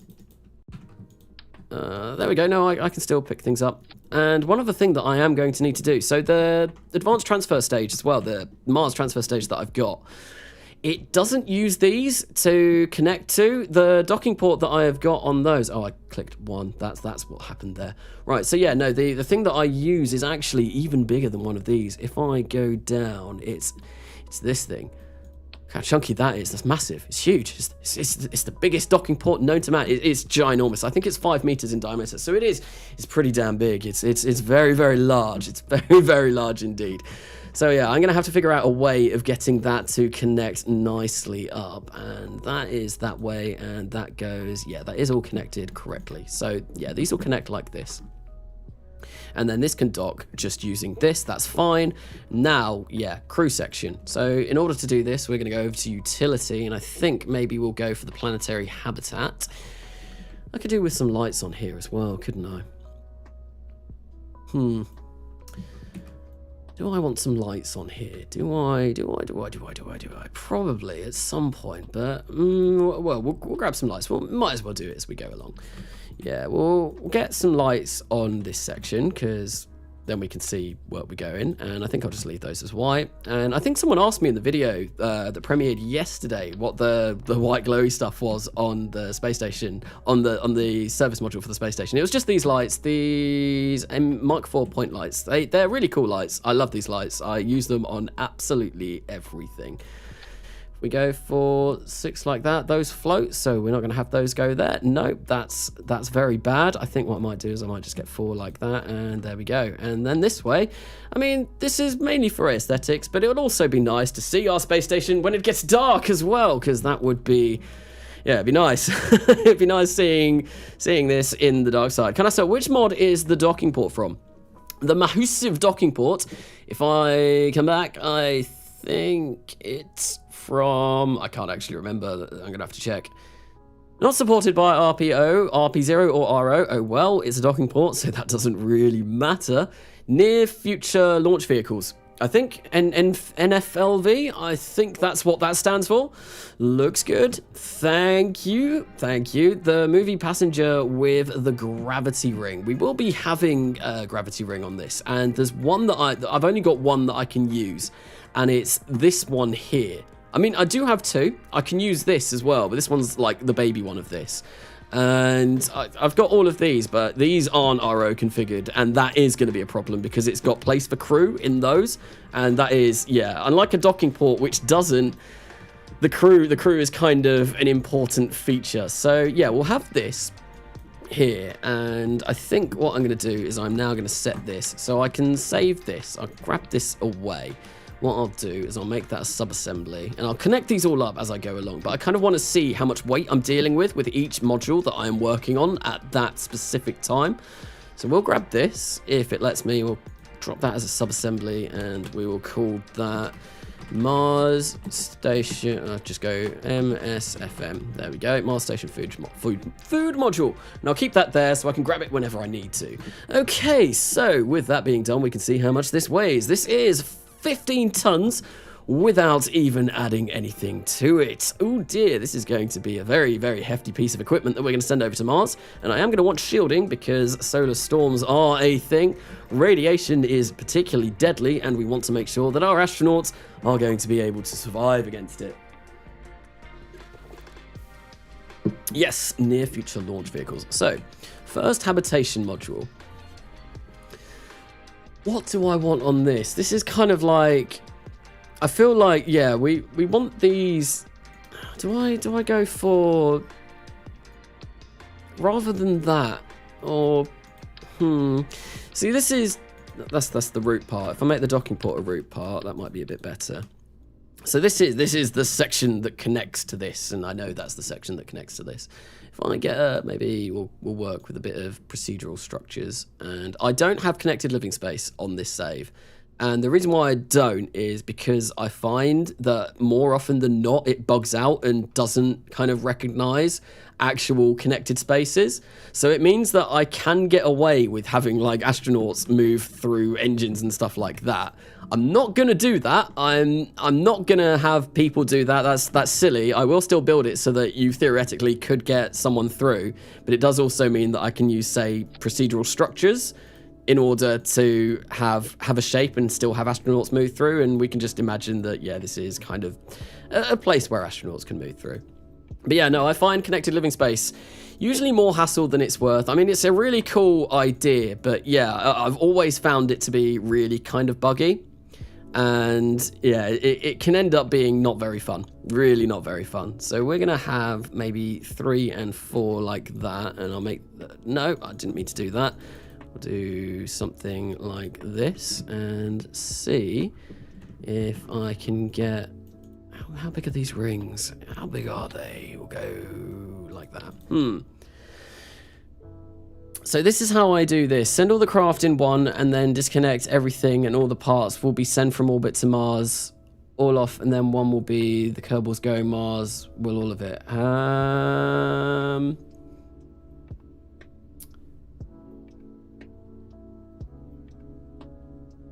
So that's basically what I am going to do. I'm going to connect all of this up. I'm going to build this all in the VAB, make sure that it all fits together, and then I will be launching them all separately, all of the different sections. Then I will send them all over to Mars on the kind of transfer vehicles that I've got. And then when I get to Mars, yeah, they'll all be kind of pieced together in low Mars orbit. And then we will send a crew over once that's all done. Now it's Greek food. What? Wait. If you want a name for this module, you could call it Katafi. It's a type of Greek pastry, so it's related to food, and it also sounds nice. This is no longer the food module. That name is deceiving. It's no longer the food. What about Odysseus? I just saw that. I'm looking up chat. Also, a question: did you manage to install Katniss Cape Canaveral in RP1 without the camera going subterranean? The only way I succeeded was to uninstall KSP switcher. I have never used Katniss's Cape Canaveral. Yeah, no, it's a mod that I've always wanted to get. I don't know why I've not picked it up. Katniss was in the chat earlier on. I'll ask him on Discord how to get it working. I'll send him a message on Discord because I know a lot of people have issues with it, and I think it's something more to do with Kerbal constructs than the Cape Canaveral mod, but I'm not sure. Like Suvlaki? Am I saying that correctly? I might be saying that. Ares Lab sounds nice. I like Ares Lab as well. Anyway, yeah, no, but this is my problem when I'm building and trying to check on chat at the same time. I get distracted far too easily, right? So I don't want any structure at the moment. I do want utility because I do want to have some kind of habitation module on this. We'll sort by size again, and we'll see what kind of modules we can use for this. So I know this, that is potentially, I don't like how plain this looks. This looks kind of like, there's not enough texture. It's not got enough texture. It doesn't look good enough. Whereas if I go with the other one that I was using, look at that. We've got rivets, we've got bolts, we've got handrails, we've got windows, we've got doors. It's beautiful. It's beautiful in comparison. We've got text, the LKS3E. It's gorgeous. It's absolutely fantastic. Yeah, this has texture for days. Anyway, so I am going to remove the flag. Toggle flag, there we go, because I'll use conformal decals to add my own flags later on, and I might cover up that kind of number section there and maybe replace it with something a little bit nicer. So yeah, if we do that, and then we've got this that comes on the bottom like this, that's fine. Yeah, that's looking a little bit nicer. And we're working with 15 tons at the moment. I do need to place some shielding on here, so 42 tons worth of shielding. And once again, I am going to need some kind of RCS system so that I can dock this to the space station when I get to it. So we'll maybe place 4 on like that, so we're not blocking that hatch. And then we need to work out what we're going to have on top of this. And I think, yeah, I'll be delving into structure and all of this kind of stuff. Or I could just send this over as a single module. And then maybe what I could do at the top of this is have a 4-way connection so we can branch off in different directions. I think that might be a smart idea. And then we've got options. We've got options where we can go, and it might look a little bit nicer. It might look a little bit better. How about Telemachus, the name of the son of Odysseus? I did not know that. I love this game, but I always say I'm not going to download so many mods, then I end up having over 120. So I don't even want to know how many mods I've got on this save. It's a lot. It's an awful lot. I've got, I mentioned it earlier on, I think I got over about 118,000 module manager patches, which is quite frankly a bit ludicrous. I have returned. Welcome back, Ethan GBB. Welcome back to the stream. Kanasa, name the station the Moo, the Mars Orbital Outpost. I like it. I like it. Yeah, that's actually quite funny. The Moo. Are we going to see these launches in the next KGR, next Millenia episode? Probably not. This will be something that happens maybe in about 2-3 episodes time, depending. I reckon there's going to be a lot of launches of the advanced transfer vehicle and all kinds of stuff like that. There's still stuff over at the Lunar Base that I'm going to want to go through and have a look and make sure that that all works fine as well. Right, so this has a 4-way connector thingy. I think what we will do is, if I grab this, get rid of that. Come on, get rid of... Yeah, there we go. Grab that again. Place that like that. And we'll put that there on like that. And make the top a little bit smaller. No, we'll keep the top at 4 and get the bottom so that it matches, and then we could potentially have all kinds of different things going off in all kinds of different directions, which would be nice. Anyway, I was talking about something. So yeah, no, there's still a lot of stuff that I want to do around the moon.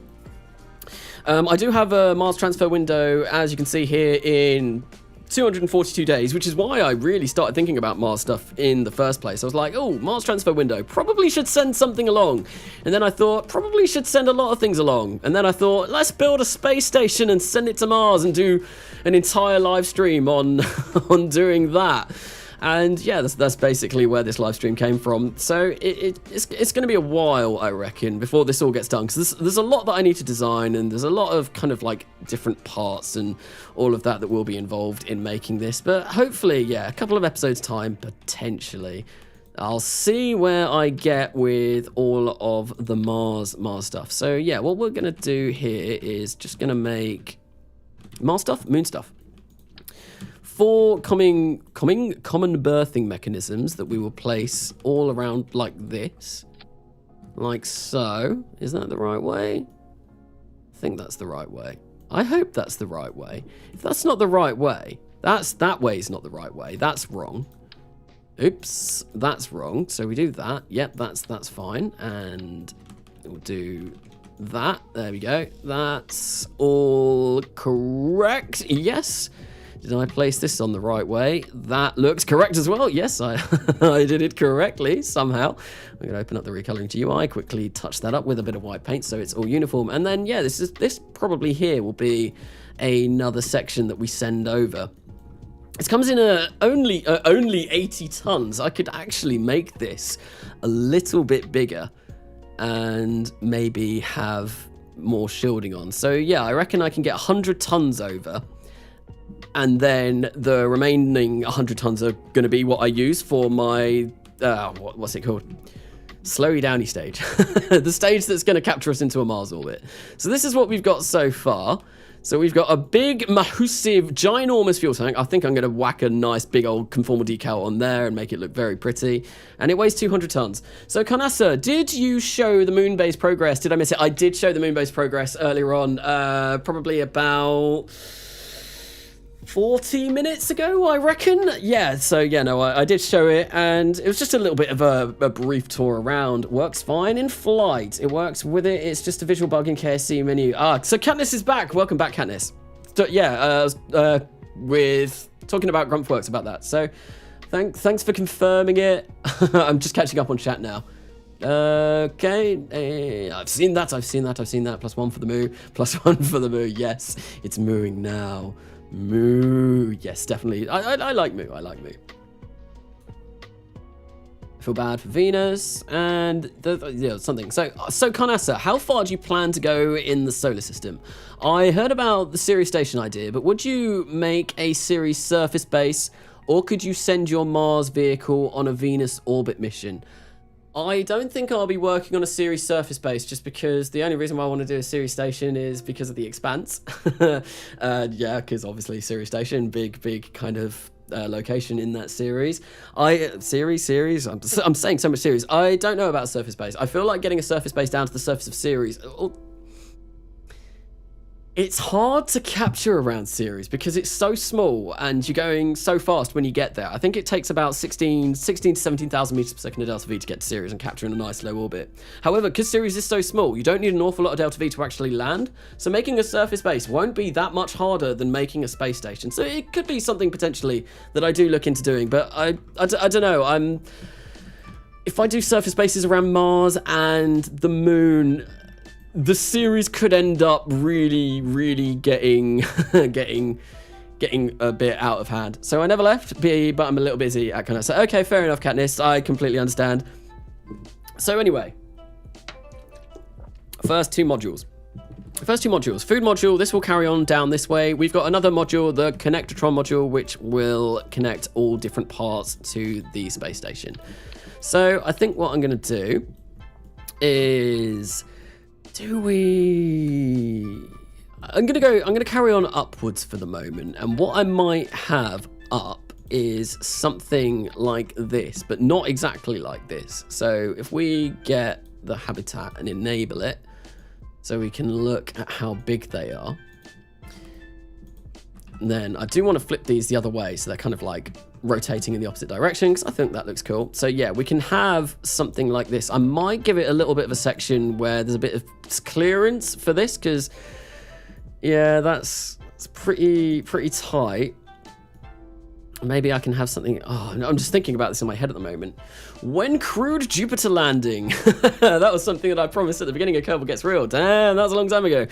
I don't know. One thing that I might try and do in this series, I don't know how feasible this is going to be with Kerbalism. And I've spoken about this in live streams before, I'm fairly sure.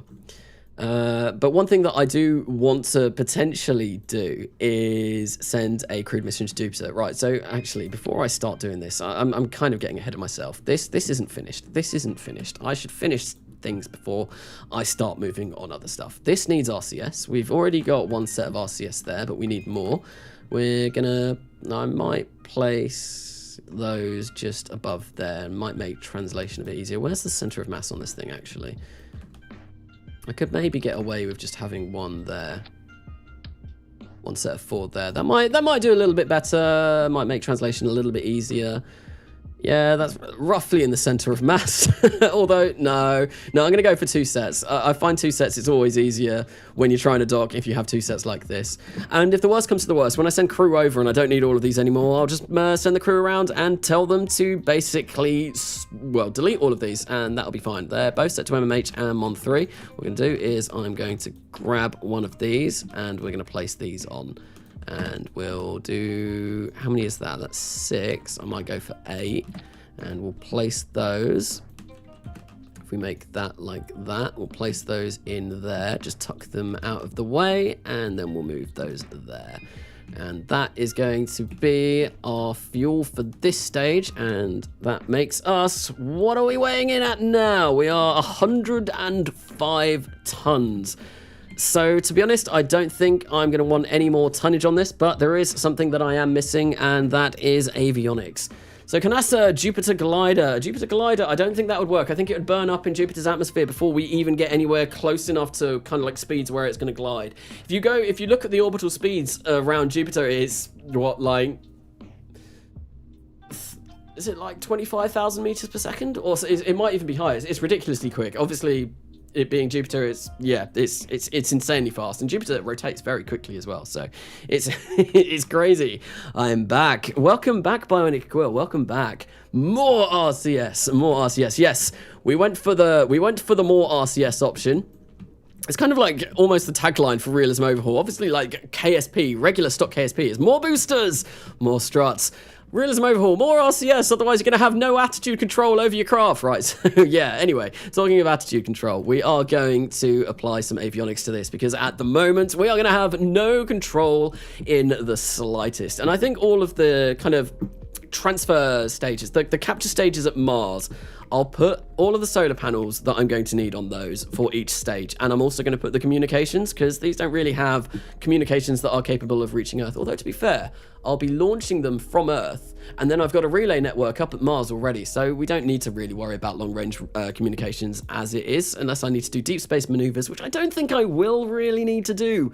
But it might be something that I do need to look into. I'm not entirely sure. We'll cross that bridge when it comes to it. At the moment, I don't need to worry about that, no. So, we are going to find our procedural avionics. Oh, I know why it's not coming up. It's because I've got it sorted by size rather than name. There we go. See, I knew it was there. I knew it was there.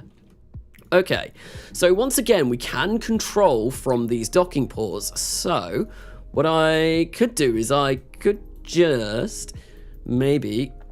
Why is it not letting me pick it up? Ah, no. I've created 8 lots of avionics. That is never a good idea. We're going to go for that. I'm going to turn this into a fillet cylinder, and we're just going to whack this in the middle. We're going to just shove it in and ignore about it. Shove the big ball inside, deep inside, and we're just going to ignore it for the rest of eternity, right? So, yeah, 1.5, 1.5, 1.5. That is fine. We'll make that deep space, and we'll make that controllable mass of about 150 tons, because I don't think we'll need any more than that. We'll have a bit of avionics on the capture stage at Mars as well. Then what I want to do is just shove that inside there and try and make it so that it is perfectly in the center. I think that needs to come this way a little bit, maybe there. And then, yeah, no, center of mass is still a bit... Wait, is the center of mass offset on this? Have I done something... No, I think that's right. I might be doing... I might be going a bit crazy here. So, Conasta, your streaming of RSS is awesome. Making videos of KSP is easy. Streaming KSP is hard. Streaming RSS is ludicrous. I tried it, which only told me how little I know about it. RSS is rather difficult. It's really good fun, and it takes a lot of getting used to. It does take a lot of getting used to. It's a challenge, and there's a lot of like little things that you always have to remember, and checklists that I've always got constantly going through my mind, like avionics and RCS and all of this that you wouldn't really need to do in regular stock, but it's definitely something that you do need to do in RSS. But I don't know about the making KSP videos easy. The videos that I have been making, they take an awful long time, like a really long time. Like the last one that I released with yesterday, to be fair, that one was quite quick. I managed to do that in a week, but I think I had 12 hours of footage for that video, and obviously it's a 20-minute long video. Condensing that 12 hours of gameplay, it might have even been longer, but I think when I was getting to the end of Kerbal Gets Real, I was getting like 40 hours plus of video for a single episode, condensing it down to like 25 minutes to 30 minutes. It's insane. But that's the problem with doing like cinematic KSP. Doing loads of different shots from all different angles, it takes the mix sometimes, if I'm going to be honest. Right, so we've got avionics on there. I've changed that to service module 4, which is absolutely fantastic. I do need to come into here and probably set that to about 20,000 electric charge for that. I feel like that will be okay. Can't imagine we're going to need much more than that, considering this will be attached to some ginormous, enormous, oh, what are they called? Solar panels. Grunthworks, thank you for the donation. Keep up the good work. Thank you very, very much. What PC specs needed for these mods? You need a monster PC. You need a PC so powerful NASA will want to steal it from your bedroom or wherever you have your PC set up. No, I'm running an RTX 2070 Super at the moment. I have a i5 9600K graphics card, CPU, and I have 64 gigabytes of DDR4 3200 megahertz RAM. Yes, that is what I'm running. But no, it is, in order to run RSS and RO, I would suggest at least having 16 gig of RAM. Probably the graphics card isn't all that important. Graphics cards aren't that important for KSP, but a fairly good CPU and a lot of RAM. Yeah, fairly good CPU, a lot of RAM, and you should be good, basically. For GH, that's a full work week, 40 hours plus.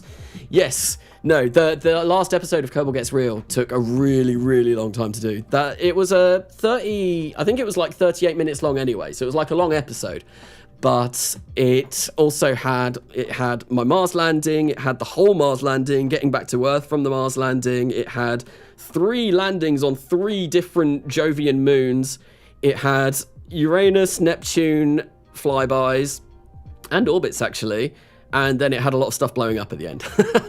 And yeah, no, it took a really long time to get all of that together. I think actually the episode, the semi-final, also was really long to put together as well. Right, so anyway, I digress. I'm getting carried away. So we've got this. This should now hopefully be all good for a module. It's got control. It's got the avionics inside, which is fine. I'm going to save this, keep saving this as I go along so I don't have a game crash and get upset because everything's broken. I do want to change this to insulated bear though, because that's like my favorite. Oh no, I'll just go insulated. Okay, so we're gonna carry on upwards, straight up, because I feel like that is the sensible way of going whilst we are doing this. We'll go up and yeah, whack those there.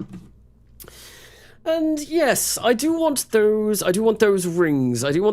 So in order to place those on, we are going to need another docking port, which we will flip around like that. I'm going to grab this on as well. And what we're going to do is we'll set this now as the root part, and we will carry on working from this direction. So we'll save this. I probably shouldn't have. I've just saved a docking port, a literal docking port. That is all that this save has on it at the moment. So we're gonna go into structure again, and I don't think it's possible for me to quickly alt grab any of that, is it? I can get rid of that. Yeah, we'll go for that. And there we go. We've got our RCS fuel preloaded as well, which is nice. So, i5 graphics card. Nice. Yes, I am running an i5 graphics card. You heard it here. Oh dear, yeah, no, how long have I been streaming for? I've been streaming for 3 hours. I'm probably going to get sloppy at this kind of time. It's been, yeah, as soon as I hit the 3 hour mark, that's usually when things go completely out the window and I start really messing up my sentences and words and all of that kind of stuff. But, oh well. I'm enjoying doing this at the moment, so we're going to carry on for a bit. I think I'm going to aim to stream for about 4 hours today. I want to get as much of this Mars space station done as possible. Alice has just joined back in the room with me. Every time I download RSS, the surface of planets and moons is always really flat, except for certain areas, craters, canyons, etc. Is this intended, or did I have installed something wrong? That is intended, I do believe. It's obviously stock KSP is way... in real life, it's a lot more extreme, but I think due to the sheer size of RSS, there's a certain... Katniss could probably explain this better. I'm sure I've seen him explain this before, but there's a kind of like height limit that you can go to, and because the planets in RSS are so much bigger, you can't get like gigantic mountain ranges and really big canyons with the limitations of the KSP game. At least I think that is correct. I might be talking complete rubbish, but yeah, I think I've seen someone say something like that before anyway. So, oddly enough, I'm about to stream myself. Oh, you starting streaming soon? I'll be streaming for probably about another hour yet, but I will hop over to your stream. It's a shame, like obviously you stream on Twitch, I stream on YouTube because that's where all of my channel stuff is. Yeah, it'd be nice to raid you, but I can't do that because I can't raid cross-platform. No, I don't think YouTube would like that very much. They'd probably send me a very sternly worded letter saying, "Why are you taking customers away from our website?" or something like that. I don't know. I don't think that would happen. Right. So yeah. Anyway, we need a hab ring module. And one thing, actually, I'm going to bring up Google Chrome rather quickly. I'm going to leave the game screen up because I might as well. And I'm going to Google quickly what a actual real life space station would look like with a centrifuge ring, because I want to see. So I know there was one planned to be added to the ISS, but I don't know kind of like how it would fit in, because I've always had a bit of difficulty finding somewhere that would look cool for these kind of things. And if I type in space, let's try and get something good up. space, and yeah, it takes up the vast majority of the space station by the looks of things, and unfortunately the centrifuge ring that I've got in the game is not big enough to do anything like that. Oh, there's a KSP video that comes up. KSP picture even. We can get one right at the very end, but that's kind of like a, that looks like a Daedalus engine on that. I probably should share my screen, but that would go into changing my settings on OBS, and I'm a little bit worried about touching that. It might break something, right? So I've got a few ideas anyway. So let's get back into Kerbal Space Program. And I think what we will do is potentially, in order to have this, one thing that looked kind of cool was maybe have a bit of a extendable, not an extendable, but like a truss, a walkway for our crew to move down here, and then have maybe a couple of rings at the top with a little bit of separation. So say like they're that distant apart, and then we'll have like a walkway up here. This is going to be an absolute pain, a nightmare to dock, but we'll see how it goes. I'm sure it'll be fine. RSS has much lower pixels per kilometer squared, so the detail resolution is lower because planet's bigger. Oh, okay. So yeah, no, I knew Katniss would be able to explain better than me. I think Katniss has explained that before over on the Discord, which is why I mentioned that before anyway. Right, so yeah, no, we're going to get a bit of a long old tube that is going to connect this section up to here. And then I think what we can do, we can maybe have something, maybe we'll have a truss system coming out one way, or we could have it kind of mirrored and trusses coming out that way, and then maybe we'll have a fuel system and a docking system like that, and then have food come at the bottom. This central kind of spine being habitation, so like straight from up here, food, habitation, and all of that. We'll have a docking adapter come out that way. We'll have fuel for our Mars Ascent vehicle and all of that kind of stuff coming out that way, and additional vehicles that we may want. And then two ginormous solar trusses, one coming off that way, one coming off that way, that will provide all of the power that we are ever possibly going to need for this. And I think, yeah, I think that'll be a kind of good concept for the station. I think that will be quite nice to put all together. Aha, thanks for the compliment, Carnassa. Did I compliment you? I never compliment anyone. Maybe I do. I do sometimes. Alistair piping in, no you don't. Anyway. that was a terrible northern accent. That was a terrible northern accent. So anyway, yes, I digress. We're gonna give this a long old tube. But yeah, I was kind of talking about my plans for this section, and maybe what I'll do is, yeah, we'll take this down and we'll try and figure it out from here. So in structure, there should be a long old tube, I'm hoping. Something that can fit crew in. I've got it set by name. That is what I want. There we go. We can use these.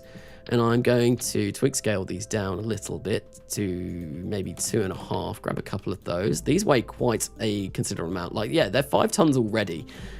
They are not light. They are not light in the slightest. And then we can get that going there.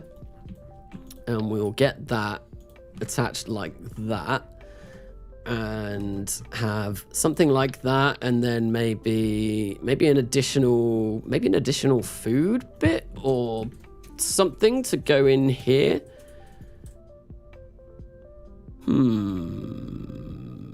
Sono, can we get a cool card trick with the gold cards? Are you doing a face stream, Sono? You'll be streaming in your NASA onesie.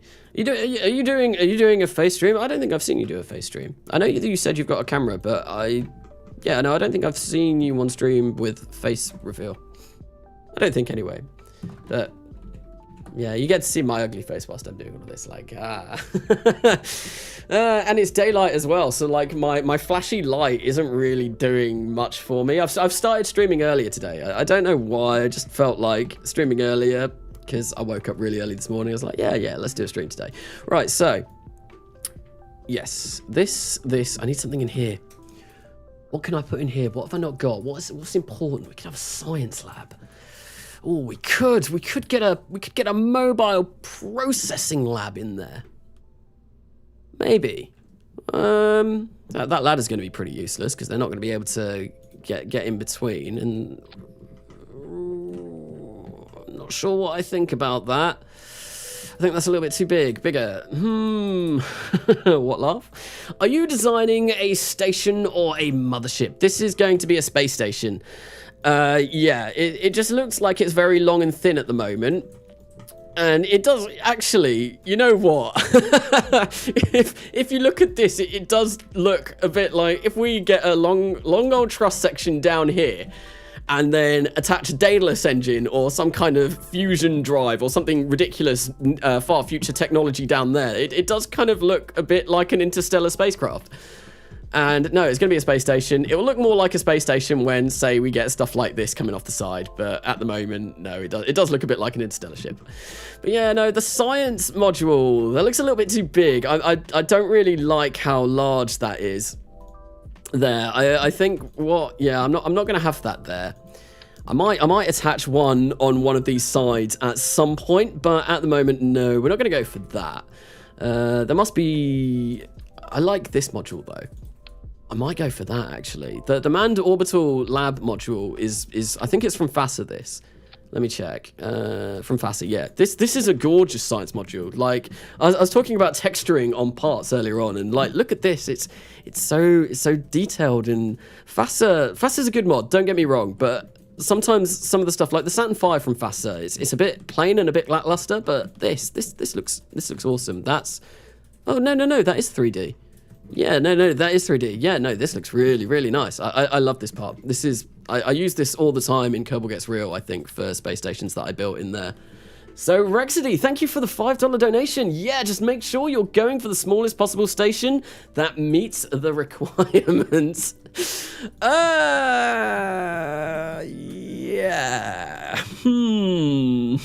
If I needed the smallest possible station... Well, it would have been a lot smaller than this. It would have been a lot smaller than this, but you know what? Big and grand. That's what I want this series to be about. I want it to be big and grand and kind of cool and everything be spectacular. I've got like a lot of money in the bank as it is. And I'm going to be getting loads more once I do my crude moon landings, which will hopefully be very soon. I think I get like an additional 6 or 7 million from doing that. Then when I pick up the Mars contracts, that'll be like an additional 10 million. So I feel like I can throw money at this project. It'll be great. Hello there, General Kenobi. Hello, Isaac Wass. Welcome to the stream. Skylab would be enough. Skylab would be enough. Basically, yeah, we could have like a tiny little section, yeah, but I want to go grand. I want this to be big and grand. Cram 4 Kerbals into a Cessna 172. That would be torture. We're sending them all the way to Mars in a tiny little plane cockpit. No, we won't be doing that. We won't be doing that. Right, so yeah, I think this is what I'm going to go for this next module. So let's check out the weight on this. How much does this bad boy weigh? It's 55 tons. Okay. But we haven't got any of this precious RCS fuel on here yet. And I think what I'm going to do is this is actually going to be a little bit different. We're going to make 8 of these. And we are going to go for... Oh, oops. I didn't change those on any of them. I'm going to have to go back through and change all of those. They weren't high pressure and they weren't upgraded, so they are going to be terrible. So what we're going to do is we're going to make the length of these a bit longer. We're going to make them kind of like cylinders, kind of, rather than spheres, we'll have them as kind of like pill-shaped stuff. Is that pill-shaped? What's a better word of describing that? Maybe it's a fillet cylinder. Maybe that's why this section is called fillet cylinder. That would make a lot of sense, but no, we're going to go with this anyway. So we'll make that like that, and I want the fillet to stay the same. It's the smaller version of those UFOs. Tic Tac shape. Yes, they are Tic Tacs. We're going to be attaching a load of Tic Tacs onto the side of this, and I wanted 8 because this has... You know, it's an octagonal shape, so I thought 8 would be nice. We could get it in like that, and there we go.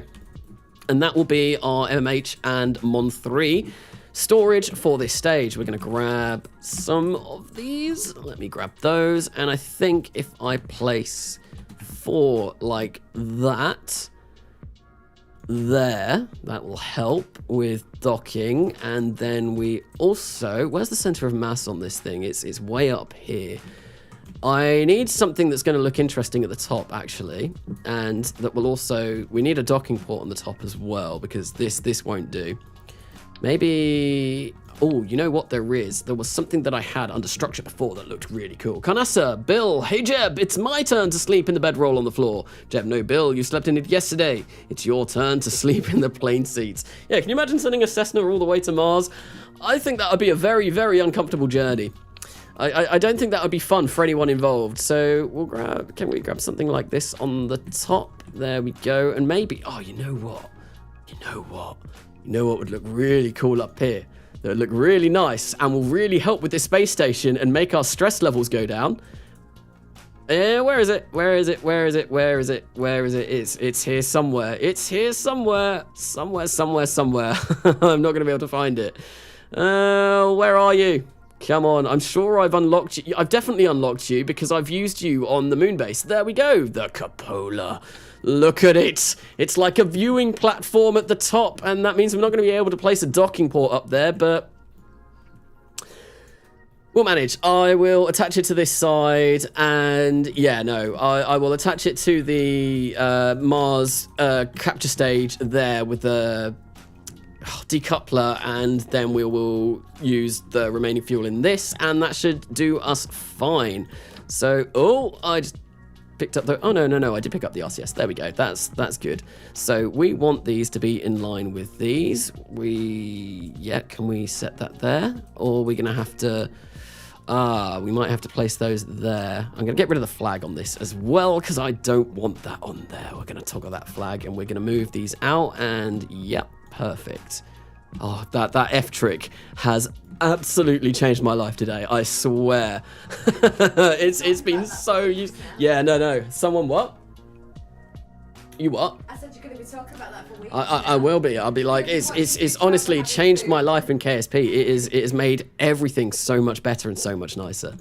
Wait, the F trick kind of. So basically, before when I was doing this, so I was offsetting things, and I like this. It's at a 45-degree angle compared to the build, and in order to get that in that way, I was kind of like going like this and going like this and moving things like this slowly, until someone today told me that if you hit F or if you hit absolute there, you can do that, and it makes building things so much easier. I can't, like, I've been playing KSP for 7 years.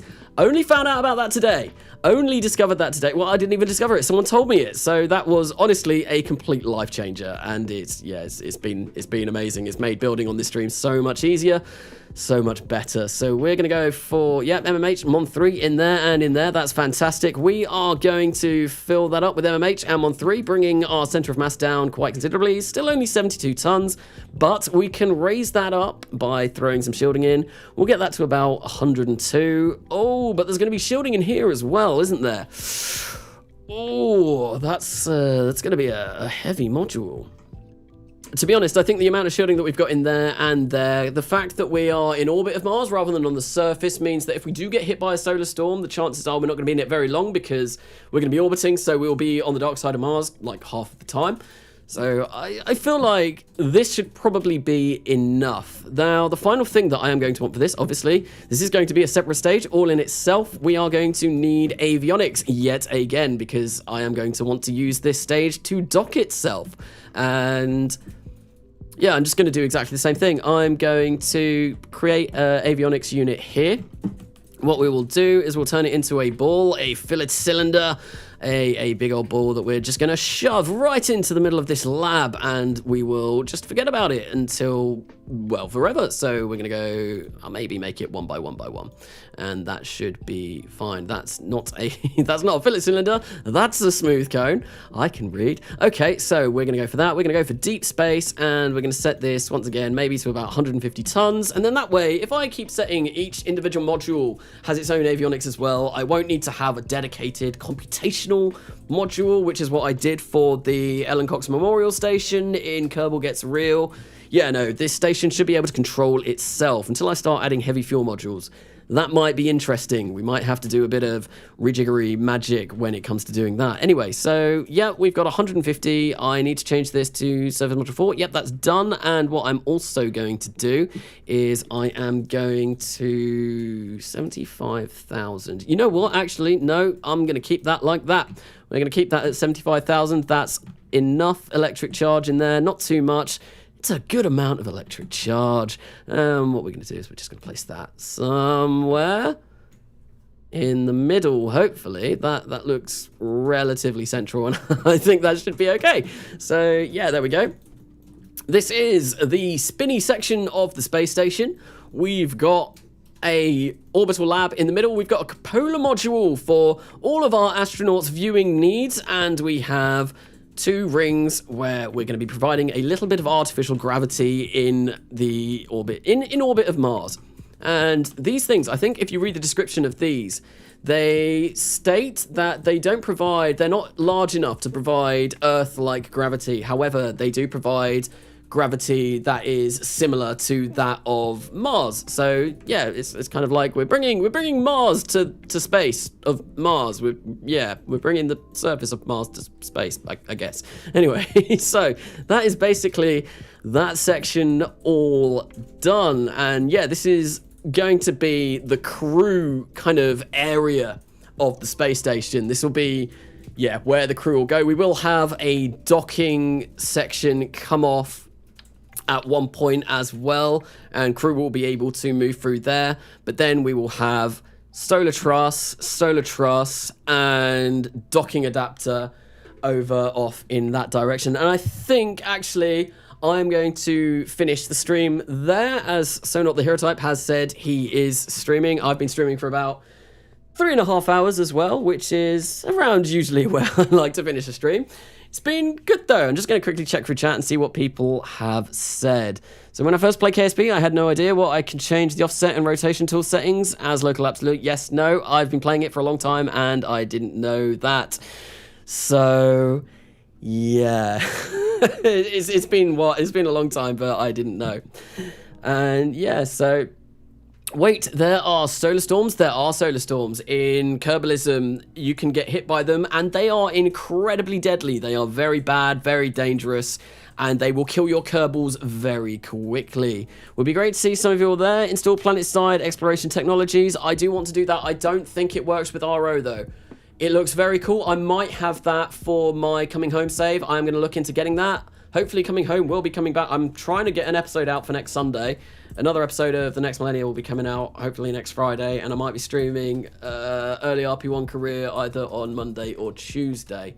And then I'll have a bit of a break because I've got my last exam on next Friday. So I'm so looking forward to that being done. But yeah, no, that will be the end of this stream. We got a bit of Mars designing stuff done. I mean, I've designed half the space station. We've got some kind of ascent vehicle going on. I do need to do a little bit of tweaking around with that, but I'll probably do that on my own time. I might stream maybe the second half of building the space station at some point, and maybe a few other things as well. There's a few other unfinished projects that I've got going on in the next millennia that I'll have a look into doing, maybe getting those on stream at some point. But thank you everyone for coming along to the stream. Thank you for liking the stream.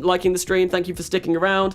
Thank you to everyone who has donated as well. And yeah, no, for my first stream back, it's been amazing being back. I've thoroughly enjoyed it, and I hope that everyone else has enjoyed me once again faffing around on stream. But yes, thank you everyone. Bye everyone. Bye Alicea. Bye Grunthworks. Cheers for coming along. Bill Kerman. Why Mandarin? Yeah, no, everyone.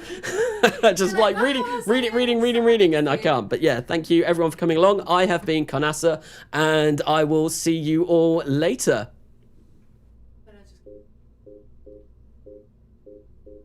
I just saw at the end of the stream, So Not the Hero Type, thank you for the last donation. But yes, thank you for the other $5 donation. Cheers very much. And yeah, no, I'm going now. I've been Karnasa, and I will see you later.